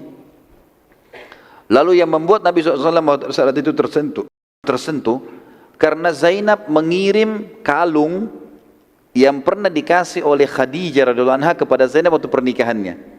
Dikirim di hadapan Nabi SAW. Lalu utusannya Zainab mengatakan, "Ya Rasulullah, ini Zainab utus sebagai tebusannya Abul As. Jadi lepaskan saya dia ke Mekah. Dia mau Islam, tidak mau Islam terserah dia. Tapi dia minimal jadi suami saya dulu." Gitu kan? Seperti itulah. Waktu Nabi SAW itu Nabi sempat menangis, mengingat Khadijah. Karena ini perhiasan Khadijah yang sangat disukai, lalu dikasih hadiah di pernikahannya Zainab. Maka Nabi SAW mengatakan, "Kalau kalian ingin, lepaskanlah. Saya serahkan kepada kalian, saya nggak usah ikut-ikutan," kata Nabi SAW kepada para sahabat. Maka mereka mengatakan, "Kami membebaskannya ya Rasulullah karena anda. Dan tebusannya nggak usah dikasih. Maksudnya nggak usah diambil, dikembalikan kepada Zainab kembali. Karena itu nilainya mahal. Kalung itu sangat mahal dari Khadijah radhiyallahu anhum ajma'in." Waktu itu teman-teman sekalian, Abul As tersentuh dengan itu. Melihat bagaimana perilaku para sahabat. Waktu dia ditawan, dia lihat sahabat pergi masjid sholat, dia dengarkan ayat Al-Quran. Selama ini dia cuma ikut-ikutan sama orang Quraisy, dia nggak paham ini. Rupanya Islam tersentuh dalam hatinya. Tersentuh waktu itu. Maka waktu ditebus sama Zainab, lebih tersentuh lagi. Kan gitu. Kemudian tebusan Zainab nggak diterima oleh Nabi SAW. Dikembalikan kepada Zainab. Berarti Abul As dibebaskan tanpa tebusan, sementara yang lain semua pakai tebusan, gitu kan? Maka gara-gara itu tersentuh masuk Islam. Dia pun kembali ke Mekah, dia kembalikan semua amanah-amanahnya orang-orang Mekah, lalu dia mengatakan dengan sangat jelas di dekat Ka'bah, "Wahai masyarakat Mekah Quraisy, ketahuilah asyhadu an la ilaha illallah wa anna Muhammad Rasulullah." Dia masuk Islam. Lalu kemudian dia pergi ke Madinah, tinggal bersama istrinya, dan Nabi SAW kumpulkan kembali dengan Zainab. Ini juga ada hukum syar'i di situ tentunya. Kita masuk lagi teman-teman sekalian di kedudukan syuhada Badr, kaum muslimin yang sudah meninggal mati syahid di situ. Jibril alaihissalam mendatangi Nabi SAW dan bertanya, "Bagaimana kalian menilai syuhada Badr yang sempat mati syahid di Badr? Bagaimana kedudukannya di sisi kalian?" Kata Nabi SAW, "Mereka yang terbaik di antara kami. Orang-orang yang luar biasa, karena Allah sudah jamin bagi mereka surga." Kata Jibril alaihissalam, "Begitu pula yang terbaik dari malaikat yang sempat Allah hadirkan di Badr." Gara-gara posisi Badr itu, malaikat-malaikat yang hadir pun Allah berikan kedudukan. Ini semua teman-teman disebabkan karena Allah Azza wa Jal, Allah yang maha tinggi dan maha suci, maha mulia, telah menamakan Perang Badar dengan hari pemisah antara kebenaran dan kebatilan. Memang Allah sengaja menjadikan Perang Badar terjadi sebagaimana sudah kita jelaskan pertemuan yang lalu. Yang saya bilang ini tanda kutip ada rekayasa Allah langsung. Tidak ada janjian. Kalau janjian tidak akan terjadi peperangan karena ini perang pertama. Jiwa masih belum berani untuk melakukannya. Allah sebutkan di dalam surah Al-Anfal, surah nomor 8 ayat 41. Tentu perang Badar kebanyakan di surah Al-Anfal. A'udzu billahi minasyaitonir rajim. Wa'lamu annama ghanintum min syai'in fa anna lillahi khumusahu walirrasul. Fa anna lillahi khumusahu walirrasuli walidil qurba wal yatama wal masakin wa ibnis sabili in kuntum amantum billah. In kuntum amantum billahi wa ma anzalna ala abdina yawmal furqani yawmal taqal jam'an wallahu ala kulli syai'in qadir. Ketahuilah, sesungguhnya apa saja yang dapat kamu peroleh sebagai rampasan perang dari ghanimah yang tertinggal di medan perang dari musuh-musuh, ya. Tentu yang diperoleh dengan kekuatan perang terjadi kontak fisik namanya ghanimah. Kalau yang terjadi penyerangan tanpa kontak fisik, musuh menyerah akhirnya tanpa peperangan, namanya fai. Jadi berbeda istilah, ya. Di sini disebutkan, ketahuilah sesungguhnya apa saja yang kamu peroleh sebagai rampasan perang, baik itu ghanimah atau fai, dengan peperangan atau bukan dengan peperangan, maka sesungguhnya seperlimahnya dikeluarkan untuk Allah, Rasul, kerabat Rasul, anak-anak yatim, orang-orang miskin dan ibnu sabil atau orang terputus jalan, ya. Ini maksudnya kalau ada ghanimah dikumpul semua, nilainya berapa, seperlimanya dikeluarkan untuk sedekah di jalan Allah ini. Di sini tentu ulama membahas panjang lebar tentang masalah ghanimah seperlima itu dibagi kepada Allah dan Rasulnya. Kemudian kerabat Rasul di sini masuk adalah Bani Hashim dan Bani Muttalib. Bani Hashim dan Bani Muttalib, ya. Kemudian juga dibagi kepada anak yatim, fakir miskin dan ibnu sabil. Sedangkan 4/5 dari ghanimah dibagikan kepada orang-orang yang ikut bertempur. Jadi misal ghanimah yang terkumpul 1 miliar dibagi 5, berarti 200 juta, 200 juta, 200 juta gitu kan. 200 jutanya ini dikeluarkan. Di antara yang memiliki hak di situ adalah Rasulullah SAW. Tapi Rasulullah kan sekarang sudah meninggal. Maka ini juga yang punya hak adalah kerabat beliau SAW dari Bani Hashim dan Bani Muttalib. Ini punya hak untuk mendapatkan bagian dari ghanimah peperangan.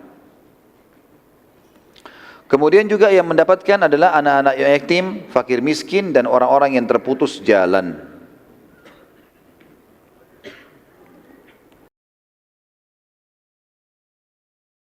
Kata Allah SWT dalam ayatnya, jika kalian beriman kepada Allah dan kepada apa yang telah kami turunkan kepada hamba kami Muhammad di hari Furqan. Maksudnya yang turun kepada Muhammad SAW adalah Al-Quran, kemudian juga turunnya para malaikat. Dan hari Furqan maksudnya adalah hari yang memisahkan antara kebenaran dan kebatilan. Itu yang disebutkan namanya Perang Badar. Yaitu di mana hari bertemunya dua pasukan yang Allah Maha Kuasa atas segala sesuatunya. Baik, kita sekarang masuk teman-teman sekalian ke kematian Abu Jahal, Fir'aunnya umat ini. Kita review kembali masuk ke kancah peperangan. Jadi waktu tadi kakinya ditebas oleh Mu'adz dan Auf Ibn Afra. Maka pada saat ditebas berdarah dia jatuh. Rupanya orang-orang meninggalkan dia. Sempat ada riwayat yang mengatakan dia dibawa ke pinggiran pasukan. Mereka mau berusaha obati nggak bisa karena darahnya ngucur terlalu banyak. Sementara pasukan kocar kacir, maka yang berusaha juga mengurus dia melarikan diri. Maka Abu Jahal tinggal sendirian waktu itu. Berumuran darah semua, tidak bisa jalan lagi.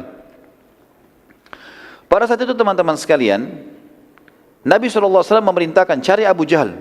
Ada di kancah peperangan orang itu. Gitu kan? Maka para sahabat menyebar mencarinya. Abu Jahal dicari di korban-korban. Sahabat Nabi Abdullah bin Mas'ud tadi yang kita ceritakan postur tubuhnya sangat kecil. Dulu ini Abdullah bin Mas'ud termasuk orang yang dilemahkan di Mekah. Orangnya sangat kurus dan dia cuma tugasnya menjual jasanya untuk gembalakan kambingnya orang. Radhiyallahu anhu. Tapi itu Islam tidak lihat, Islam lihat keimanannya. Abdullah bin Mas'ud adalah ulama yang muslimin setelah masuk Islam, gitu kan. Abu Jahal salah satu orang yang suka menyewa jasanya Abdullah bin Mas'ud dulu di Mekah. Suruh gembala-gembalaan kambing bayar, gitu kan. Maka Abdullah bin Mas'ud ikut mencari dan dia menemukan Abu Jahal dalam keadaan sudah setengah sadar. Udah darah semuanya, udah nggak bisa, lemas sekali. Saat Abdullah bin Mas'ud berdiri di dekat kepala Abu Jahal yang tidak jelas melihat Abdullah berkata, kemenangan di pihak siapa? Dia masih tanya Abdullah bin Mas'ud. Dia nggak tahu nih kalau orang Quraisy kalah gitu. Abdullah bilang, pada Allah dan Rasulnya wahai musuh Allah. Abu Jahal bilang, tidak masalah. Apa ada kemuliaan dari seseorang yang dibunuh oleh kaumnya sendiri dan bukan musuh selain kaumnya? Artinya, walaupun kami kalah, saya juga mati, tetap saya mulia karena saya dibunuh oleh kaum saya sendiri, bukan orang lain. Pernyataan ini sebenarnya orang-orang Arab tahunya adalah bentuk kesombongan. Kalimat ini bentuk kesombongan dalam bahasa Arab. Bisa dibayangkan saat dia mau mati pun dia masih bisa sombong orang ini. Ya. Abdullah bin Mas'ud lalu menaiki dadanya Abu Jahal. Karena Abu Jahal orangnya besar, Abu Mas'ud kecil, naik di dadanya, duduk, gitu kan. Dan tujuannya ingin memenggal kepalanya Abu Jahal. Ini mau ditembas nih, bawa ke Nabi, ya Rasulullah ini orangnya, gitu. Ternyata Abu Jahal mengenali wajah Abdullah bin Mas'ud, sudah dekat kelihatan. Ini penggembala kambing saya dulu di Mekah ini. Maka dia berkata pada Abdullah, bukankah kamu dahulu yang mengembalakan kambing-kambing kami? Abdullah menjawab, iya benar. Abu Jahal bilang, sungguh kamu sudah melakukan perbuatan yang sangat tidak pantas dengan orang yang tidak sederajat denganmu wahai penggembala kambing. Jadi sebenarnya ulama bilang, perkataan ini mirip begini, sungguh engkau telah menaiki gunung, perkataan Abu Jahal begini, maaf. Dia bilang, sungguh kamu sedang berada di atas gunung yang kekar, wahai pengembala kambing. Perkataannya maknanya begini, sungguh kau sudah melampaui perbuatanmu, naik di dadaku, sementara aku di atasan, seperti itulah. Ya. Maka Abdullah pun tidak sabar lagi, langsung memenggal kepala Abu Jahal dan menarik dari rambutnya dan membawa kepalanya kepada Nabi SAW. Rasulullah SAW sempat waktu itu bertanya-tanya, ya, siapa ini? Karena penuh dengan darah, rambutnya ditarik sama Abdullah bin Mas'ud. Kata Abdullah bin Mas'ud, musuh Allah wahai utusan Allah, ini Abu Jahal, gitu kan. Nabi SAW berkata, demi nama Allah yang tidak ada Tuhan yang berhak disembah kecuali Dia, apakah ini benar? Dia Abu Jahal mati sudah? Kata Abdullah, demi Allah yang tidak ada Tuhan yang berhak disembah kecuali Ia, ini adalah Abu Jahal. Saya sendiri yang menebas lehernya ya Rasulullah. Maka Nabi SAW segera sujud syukur gara-gara itu. Ya. Kemudian beliau SAW bersabda saat bangun dari sujudnya, sungguh orang ini Fir'aunnya umat ini. Sungguh orang ini adalah Fir'aunnya umat ini. Makanya dapat julukan Fir'aunnya umat ini. Baik, kita tutup teman-teman sekalian dengan beberapa kejadian antara perang Badar dan perang Uhud. Itu tadi akhir hidupnya Fir'aunnya umat ini adalah Abu Jahal. Beberapa kejadian antara perang Badar dan perang Uhud karena dekat sekali nih. Perang Badar tahun 2 Hijriah, perang Uhud tahun 3 Hijriah. Yang pertama adalah ada proses pembebasan tawanan dulu. Kejadian ini terjadi antara perang Badar dan Uhud, kan? Orang-orang Mekah terus membebaskan tawanan perang. Namun terdapat beberapa orang yang tidak ada yang menebus mereka. Di antaranya ada nama yang pertama Safih bin Abi Rufa'ah. Ia berkata pada Nabi SAW, aku memiliki harta, maksudnya di Mekah, dan tidak ada kerabatku yang datang membebaskanku, maka izinkan aku kembali ke Mekah, lalu aku akan membayar kalian. Maka Nabi SAW mengatakan, baiklah, pergi, silakan. Mau dia bohong, enggak, itu bukan urusan kita. Tapi dia mohon, Nabi SAW toleransi, silakan pulang. Yang kedua, Abu Azzah atau Amr bin Abdillah. Orang ini memiliki banyak anak perempuan dan ia memiliki dan tidak memiliki harta. Maka Nabi SAW membebaskannya tetapi dengan janji darinya kalau dia tidak akan pernah memerangi Nabi SAW juga muslimin.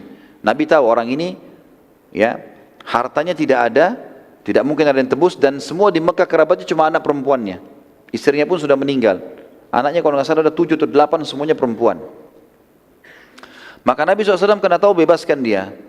Tapi janji, nggak boleh ikut-ikut lagi kalau ada peperangan, menyerang muslimin jangan ikut. Dia bilang baik, saya janji, dibebaskan. Ternyata, ya di salah satu peperangan setelah itu dia terlibat dan dia tertawan lagi. Pada saat Nabi SAW melihatnya, ya, kata dia ya, kalau kalian melepaskan maka aku janji tidak akan memerangi kalian lagi. Kata Nabi SAW, tidak mungkin dan tidak pantas orang mukmin jatuh di lubang 2 kali. Pernah dengar hadis ini ya? Baik, sebab disebutkannya justru karena kejadian orang ini. Dia menjanjikan 2 kali, namanya Amr bin Abdullah. Ini sababul wurud hadis. Kalau Al-Quran kan ada sababun nuzulnya. Lalu kemudian Nabi SAW memerintahkan agar dia dibunuh. Ya. Kemudian ada juga anaknya Abu Sufyan yang ditebus dengan tawanan seorang muslim yang ditawan oleh Abu Sufyan pada saat tadi umroh. Tapi ini tidak disebutkan oleh buku-buku sejarah siapa yang ditawan ini. Karena anak Abu Sufyan cukup banyak. Tapi akhirnya dibebaskan ke Mekah. Ini kejadian pertama antara perang Badar dan perang Uhud. Sekarang kita masuk kejadian kedua, ada Ghazwat Bani Sulaim dan Ghazwat Suwaik. Ghazwah, saya pernah jelaskan teman-teman, kalau peperangan dihadiri oleh Nabi SAW dikatakan Ghazwah namanya. Peperangan dihadiri Nabi SAW namanya Ghazwah. Kalau peperangan tidak dihadiri Nabi SAW namanya Ma'rakah dalam bahasa Arab. Ya. Kalau pasukan kecil untuk menyerang, mengintai, menakut-nakuti musuh namanya Sariyah. Ya. Waktu itu Abu Sufyan bersumpah setelah kekalahan musyrikin Mekah di Badar bahwa ia tidak akan mandi janabah sampai ia memerangi muslimin. Maksudnya adalah dia mau gauli istrinya, habis itu dia tidak mau mandi janabah sampai dia nyerang muslimin, baru dia kembali lagi, nanti dia mandi setelah itu. Seperti itulah sumpah dia pada saat itu. Maka ia pun berhasil mengumpulkan 200 orang yang kerabatnya ada yang jadi korban di Badar, lalu kemudian mereka berkumpul, lalu segera mereka menuju ke Madinah. Sampai tiba di sekitar Madinah, kaum muslimin tidak tahu kalau Abu Sufyan ini datang. Lalu Abu Sufyan menyurati kaum Yahudi di Madinah agar mendukung dari dalam kota. Yang pertama ia surati dari kaum Yahudi adalah Huyai bin Akhtab. Huyai bin Akhtab. Ya, ini sebenarnya kalau dia hidup, dia mertua Nabi ini. Tapi dia mati terbunuh. Huyai bin Akhtab ini nanti terbunuh di perang Quraidah, Bani Quraidah. Nanti kita jelaskan masalah itu. Tapi dia salah satu pimpinan suku Yahudi di Madinah. Yang pada saat itu spontan menolak dan berkata, tidak, aku takut pada Muhammad, tidak mau dukung. Apalagi pasukanmu cuma 200 orang. 1000 aja di Badar dikalahin, apalagi 200 gitu. Dan mau nyerang Madinah, lebih kuat lagi muslimin, gak mungkin. Abu Sufyan lalu menyurati Salam bin Mushkim, salah satu pimpinan Yahudi, ini juga nanti kita akan bahas, dia akan terbunuh di perang Khaybar. Pada saat itu Salam bin Mushkim mendukung Abu Sufyan. Dia mengatakan, baiklah, saya akan coba mencari tahu informasi tentang tempat senjata kaum muslimin dan kekuatan mereka, dan dari pintu mana kamu bisa masuk. Saat sebagian muslimin sedang lalai di perbatasan Madinah, Abu Sufyan rupanya tidak mau sabar menunggu beritanya Salam bin Mushkim. Maka dia lihat ada muslimin punya perkebunan kurma di luar Madinah, keluar dari pintu gerbangnya Madinah. Keluar, ada yang mengembalakan kambing di luar. Karena dia tidak sabar, maka dia menyerang itu. Dia kan tadi janji, dia tidak mau mandi janabah sampai dia menyerang muslimin. Yang penting serang saja. Mau kalah, mau menang, pokoknya nyerang. Nunjukkan kepada orang Mekah kalau dia bisa menyerang Madinah. Karena orang Mekah sudah putus asa, nggak ada lagi yang mau menyerang Madinah waktu itu. Maka pada saat itu Abu Sufyan menyerang beberapa pemilik kebun kurma yang di pinggir, di luar gerbang Madinah, dan juga para pengembala. Karena jumlah mereka sedikit, akhirnya mereka berhasil dibunuh oleh Abu Sufyan. Dan salah satu dari orang tersebut, beberapa orang tersebut selamat, tapi yang dibunuh 1 orang oleh Abu Sufyan. Dan Abu Sufyan mengambil miliknya orang muslim itu, pedangnya, ya, alat-alat cangkulnya segala macam diambil, dibawa ke Mekah. Pada saat berita tersebut didengar oleh Nabi SAW, Nabi SAW segera membentuk pasukan dan mengejar Abu Sufyan dengan pasukannya tadi. Pengejaran tersebut dipimpin langsung oleh Nabi SAW. Dan ini disebut dengan Ghazwah, karena Nabi ikut sendiri ya. Dan dikatakan Ghazwah Bani Sulaim dan atau Ghazwah Suwaik. Tadi mungkin saya keliru mengucapkan di awal, jadi bukan 2 peperangan tapi 1, Ghazwah Bani Sulaim atau Ghazwah Suwaik. Sebabnya dikatakan ini kenapa? Karena Nama kurma yang banyak dibawa oleh Abu Sufyan pada saat itu adalah nama kurma yang dikenal dengan nama Suwaik. Dan mereka makan kurma, lalu bijinya dibuang-buangin. Nah karena Abu Sufyan waktu lari dikejar, banyak biji kurmanya Suwaik, maka diistilahkan dengan Ghazwat Suwaik. Karena kurma-kurma tersebut menjadi beban bagi Abu Sufyan dan pasukannya, maka untuk melarikan diri ke Mekah, maka mereka melepaskan itu. Mereka hanya melepas banyak berkeranjang-keranjang dengan unta-untanya dilepas pinggir jalan, sehingga muslimin menjadikannya sebagai ghanimah. Dan akhirnya Abu Sufyan berhasil lolos ke Mekah dan Nabi SAW kembali ke Madinah karena sudah jauh jaraknya. Di antara kejadian besar yang terjadi adalah antara Badr dan Uhud adalah pernikahan Ali bin Abi Thalib radhiyallahu anhu dengan Fatimah radhiyallahu anha. Di saat itu terjadi pernikahan di akhir tahun 2 Hijriyah. Juga yang terjadi hal yang besar berhubungan dengan rumah tangga Nabi SAW adalah meninggalnya istri Uthman bin Affan, Ruqayyah radhiyallahu anha. Pada saat itu meninggal. Dan kita sudah pernah jelaskan pada awal peperangan Badr, kenapa alasannya Uthman tidak ikut perang Badr. Dan waktu pulang, Nabi SAW mengatakan Uthman termasuk orang yang mendapatkan pahala Badr dan juga mendapatkan ghanimah Badr. Karena dia tadinya sudah bersiapkan untuk perang, dia juga sempat biayai perang Badr. Ya, dia sempat biayai pasukan yang Nabi kirim tadi untuk menyerang kafilahnya Abu Sufyan. Tapi karena istrinya sakit, maka Nabi bilang kau harus jaga Ruqayyah.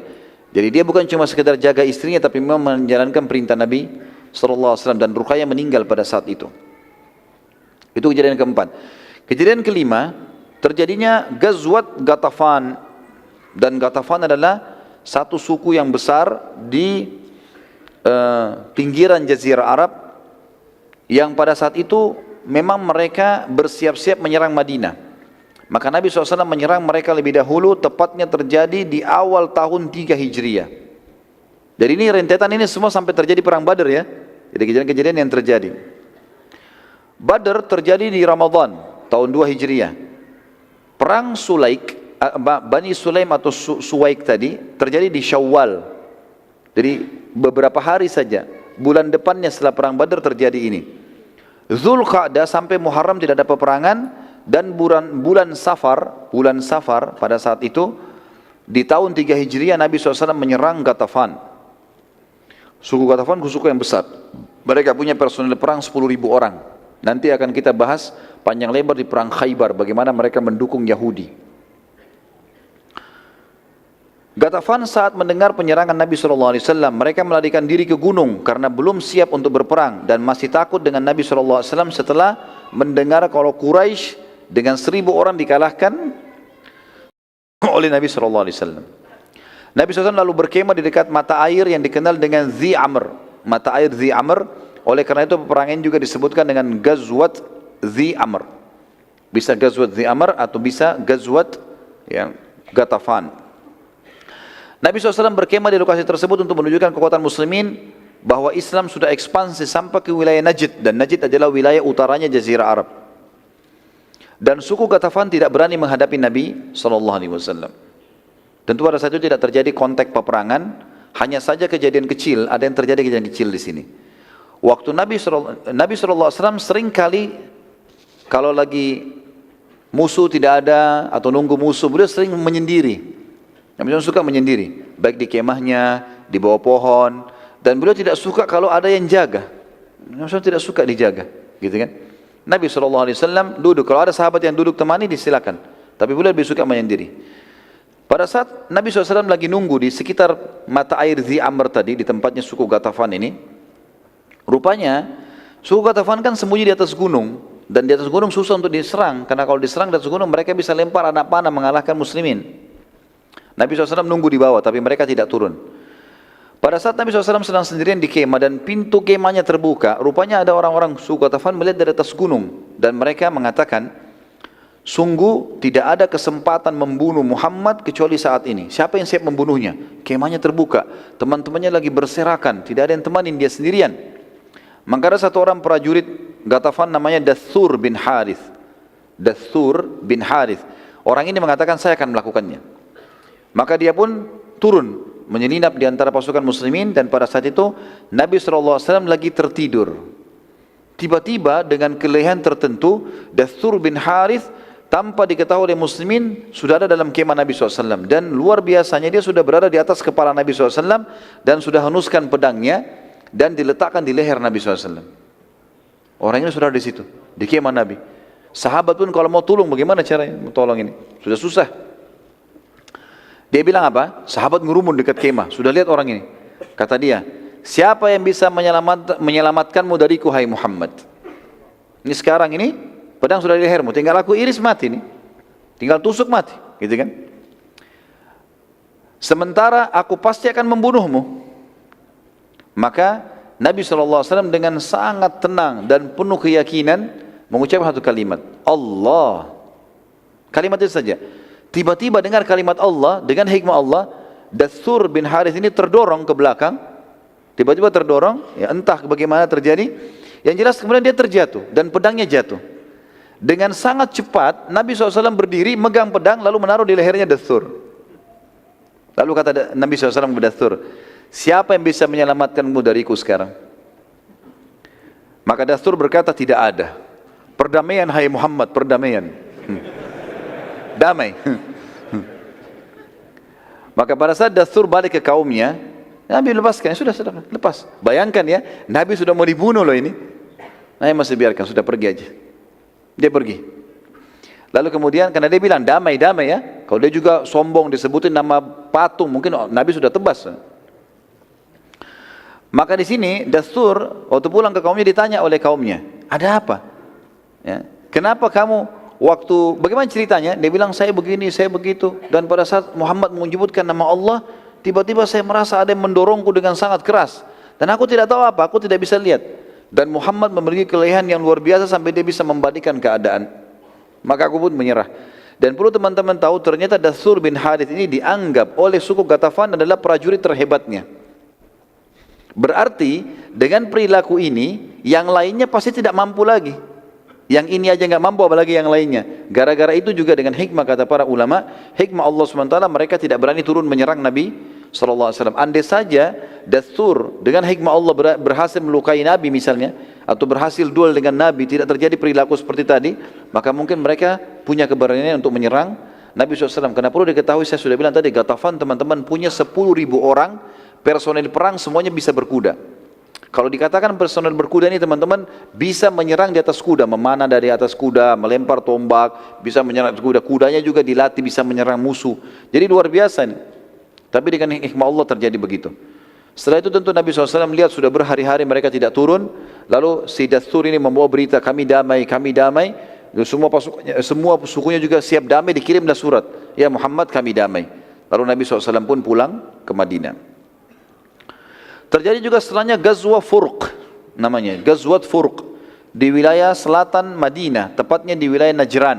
Najran ini mayoritasnya orang-orang Nasrani, kan? Di bawah kekuasaan Romawi pada saat itu. Pada bulan Rabiul Awal, tadi bulan Safar terjadi penyerangan suku Ghatafan, tahun 3 Hijriah. Bulan Rabiul Awal, sebulan setelahnya, Nabi SAW menuju ke Furq untuk menghalangi kafilah Quraisy lagi, tapi misi ini belum berhasil karena kafilah berhasil lolos. Kemudian terjadi juga Ghazwa Bani Qainuqa, Ghazwat Bani Qainuqa, ya. Dan Ghazwa Bani Qainuqa ini adalah orang-orang Yahudi tentunya, ya, kaum Yahudi yang memang ada pada saat itu teman-teman sekalian di Madinah. Di Madinah ada 3 suku Yahudi. Di Madinah ada 3 suku Yahudi. Pernah kita jelaskan ini, ya. Suku Yahudi ini ada 3. Siapa yang bisa sebutkan? Jangan, yang lain. 3 suku Yahudi. Allah.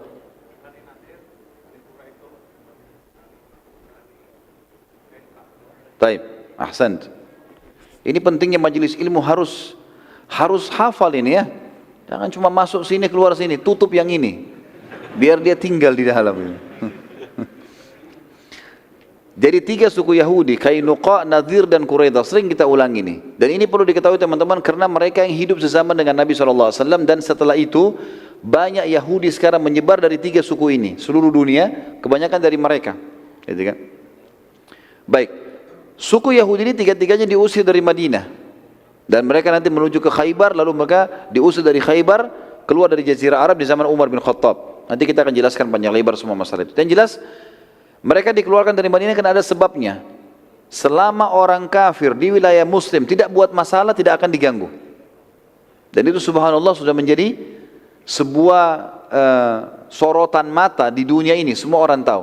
Kalau negara itu mayoritas Muslim, non-Muslimnya tidak diganggu. Kalau kita balik, Muslim yang minoritas sudah umum kalau ditindas, gitu kan? Itu subhanallah terbukti dalam fakta sejarah. Ini juga terlihat di depan mata. Orang-orang Yahudi di Madinah selama tidak buat masalah, Nabi SAW tidak ganggu sama sekali. Termasuk tadi ada Salam bin Mushkim, pimpinan mereka yang mau coba bantu Abu Sufyan. Nabi tahu, tapi Nabi tidak hukum karena Abu Sufyan tidak berhasil masuk. Kalau berhasil masuk baru dihukum, gitu loh. Suku Qainuqa ini teman-teman sekalian salah satu suku Yahudi yang pertama yang diusir, ya, suku pertama Yahudi yang diusir oleh Nabi SAW, ada sebabnya. Kalau saya ibaratkan meja ini kota Madinah, yang saya sedang di depan saya meja ini, ada benteng Madinah mengelilingi kota Madinah, tembok yang tinggi dan ada pintu gerbangnya dari muka dan belakang, biasa dibuka di waktu tertentu, pagi, malam ditutup. Di dalam kota Madinah teman-teman, setiap suku juga punya benteng-benteng.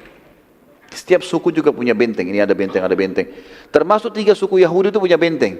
Qainuqa punya benteng sendiri. Di dalam benteng mereka ini teman-teman, semua rumah sukunya, satu sukunya, dalam ada pasar, ada sumur, ada peternakan, ada luar biasa. Seperti satu kota. Kota di dalam kota gitu. Gitu kan? Jadi semua begini. Jadi musuh-musuh pun tidak bisa menyerang mereka. Seperti itulah. Nanti kita akan lihat bagaimana Nabi SAW mengepung benteng-benteng mereka.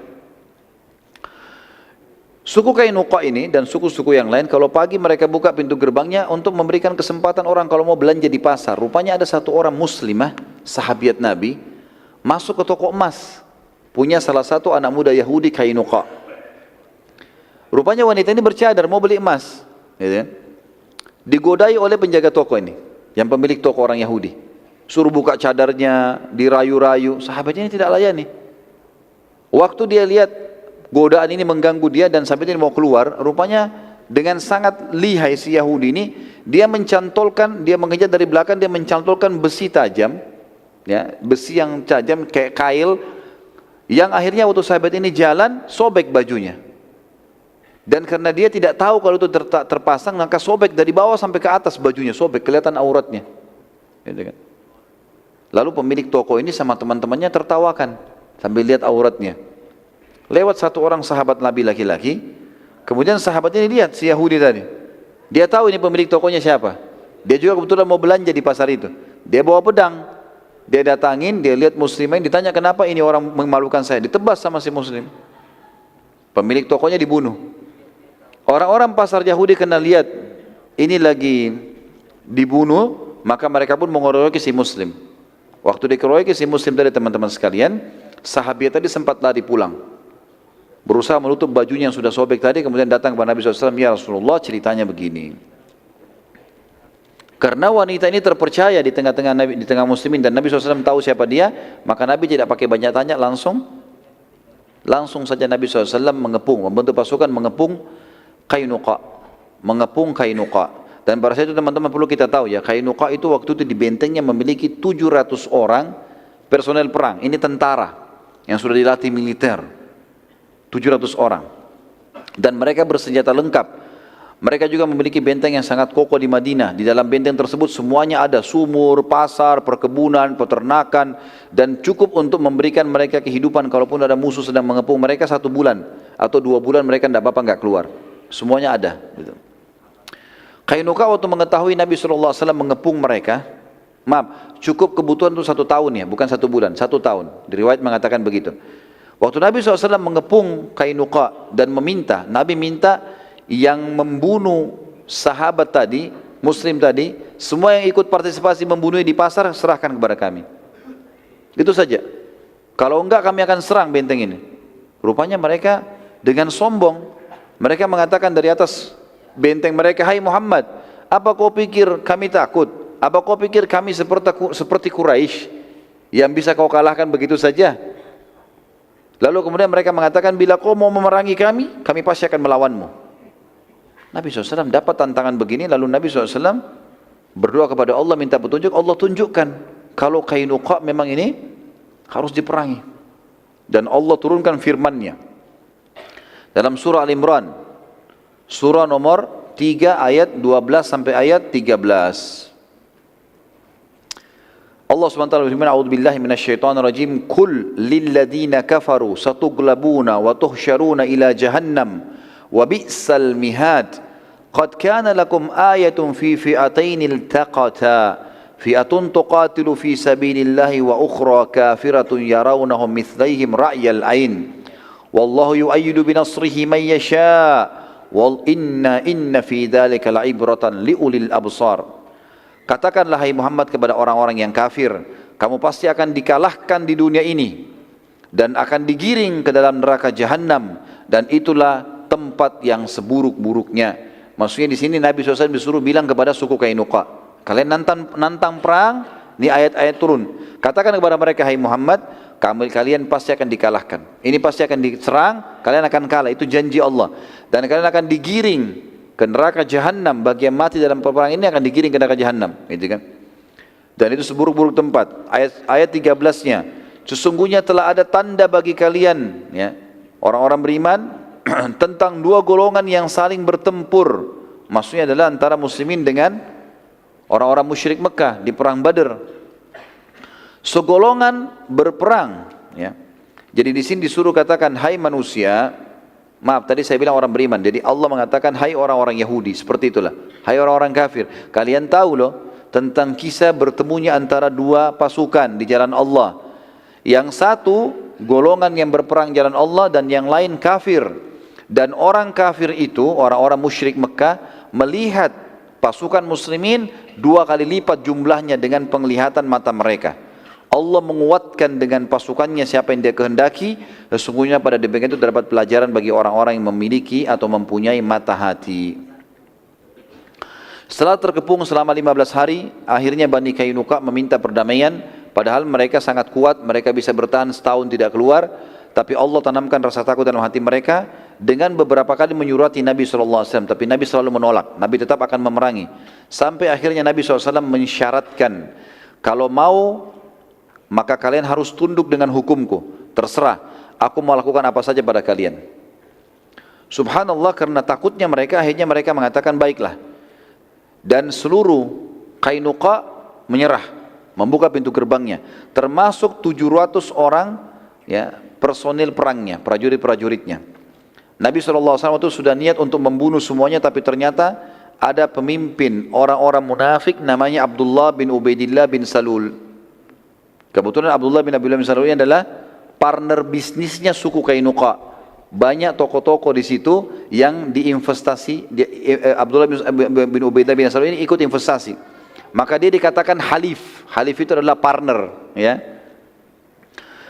Waktu itu Nabi SAW sudah niat, ini harus dibunuh. Karena mereka memang sudah turun dengan hukum Nabi SAW. Ternyata Abdullah ini datang, bin Ubaidillah bin Salul ini, lalu dia mengatakan kepada Nabi SAW, ya Rasulullah, berbuat laiklah pada sekutu-sekutuku, gitu kan?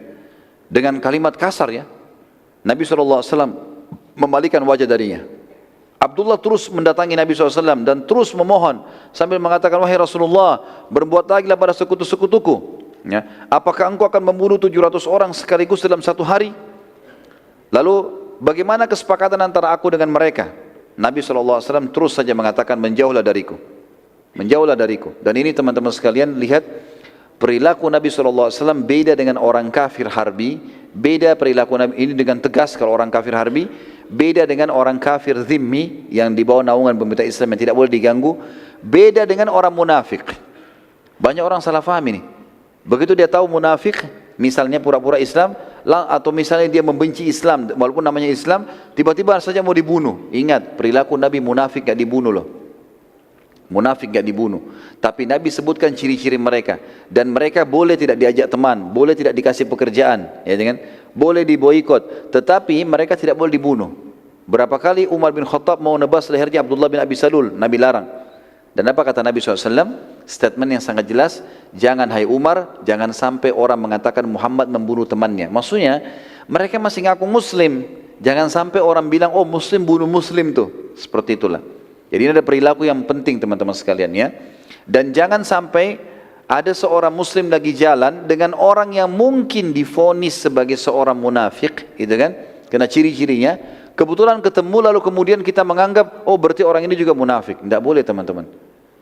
Bagaimana orang-orang yang suka vonis begini kalau dia lihat waktu Abdullah bin Ubaidah misalnya datang ke Nabi SAW dan ngomong. Bagaimana kalau di zaman Nabi ada kamera teman-teman sekalian dan mereka lihat orang-orang munafik dulu di majelisnya Nabi. Mungkin sudah Nabi juga disalahkan, gitu kan? Jadi nggak boleh sembarangan ini.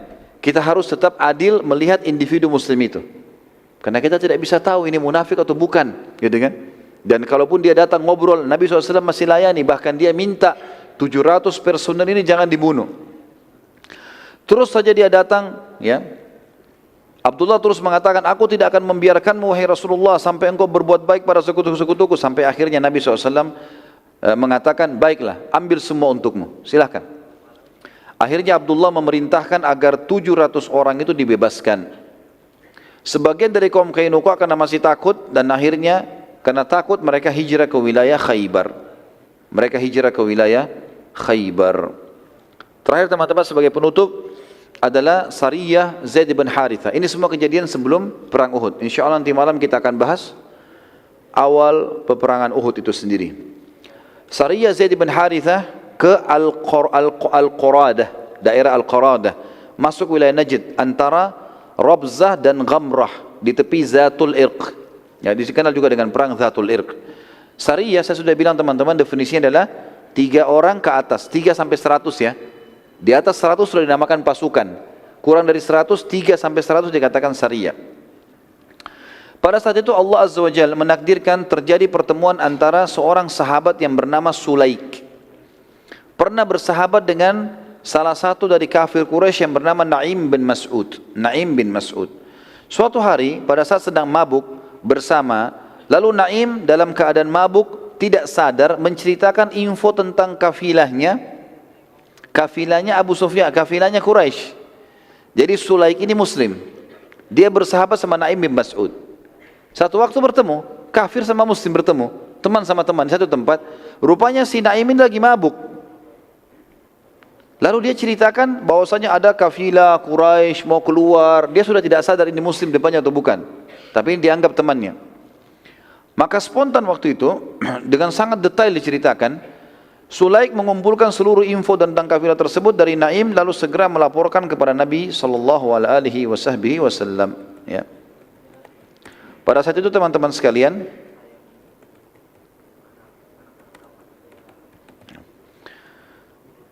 Nabi SAW segera mengambil keputusan membentuk Sariyah yang dipimpin oleh Zaid bin Harithah radhiyallahu anhuma. Zaid bin Harithah adalah dikenal dengan dulunya anak angkat Nabi SAW, Harithah, Zaid, dan ini dijadikan pemimpin dalam perang ini. Pada bulan Jumadil Tsaniyah tahun 3 Hijriah, Nabi SAW mengutus Sariyah dipimpin oleh Zaid bin Harithah dengan pasukan kurang lebih 100 orang berkuda bertujuan menghalangi kafirah tadi, Quraisy, yang dipimpin oleh Safwan bin Umayyah bin Khalaf, Huwaitib bin Abdul Uzza dan Abdullah bin dipimpin oleh Safwan bin Umayyah dan Huwaitib bin Abdul Uzza, kafilah itu. Kemudian ada juga satu orang dari Quraisy yang ikut di situ, pimpinannya Abdullah bin Abi Rabi'ah. Dalam kafilah tersebut terdapat cukup banyak harta, terdiri dari bejana perak dan yang bernilai kurang lebih satunya 3.000 dirham. Jadi benda-benda yang sangat mahal. Petunjuk jalan Quraisy bernama Furrad bin Hayyan al-Ajali, Furrad bin Ayyan al-Ajali, yang menuntun Quraisy melalui wilayah Zatul Irq dan memasuki wilayah Irak supaya menghindari Madinah. Pada saat itu Zaid bin Harithah berhasil menemukan mereka dan berhasil mendapatkan kafilah lalu menyerang, tapi sayangnya ya, kafilah tersebut berhasil meloloskan diri, terutama pada saat Zaid bin Harithah sibuk melawan prajurit-prajuritnya. Mereka berhasil melarikan kafilah-kafilah tadi, ya. Yang ditawan oleh Zaid hanya pemimpin kafilah yang bernama Furrad bin Hayyan al-Ajali. Saat Furrad bin Hayyan al-Ajali dibawa ke hadapan Nabi SAW, Nabi SAW menawarkan Islam. Kalau dia tidak mau maka akan dibunuh. Maka ia pun akhirnya memilih Islam. Dia memilih Islam dan dianggap misi ini tetap dianggap berhasil walaupun tidak sempat mendapatkan kafilah karena Zaid bin Harithah menawan pimpinannya dan pimpinan kafilah masuk Islam. Allahu alam bissawab. Ini insyaallah yang bahasan kita teman-teman sekalian, dan kita akan masuk insyaallah di bahasan kita setelahnya masalah perang Uhud ya. Mungkin begitu saja. Subhanakallahumma bihamdika asyhadu an la ilaha illa anta astaghfiruka wa atubu ilaik. Wassalamualaikum warahmatullahi wabarakatuh.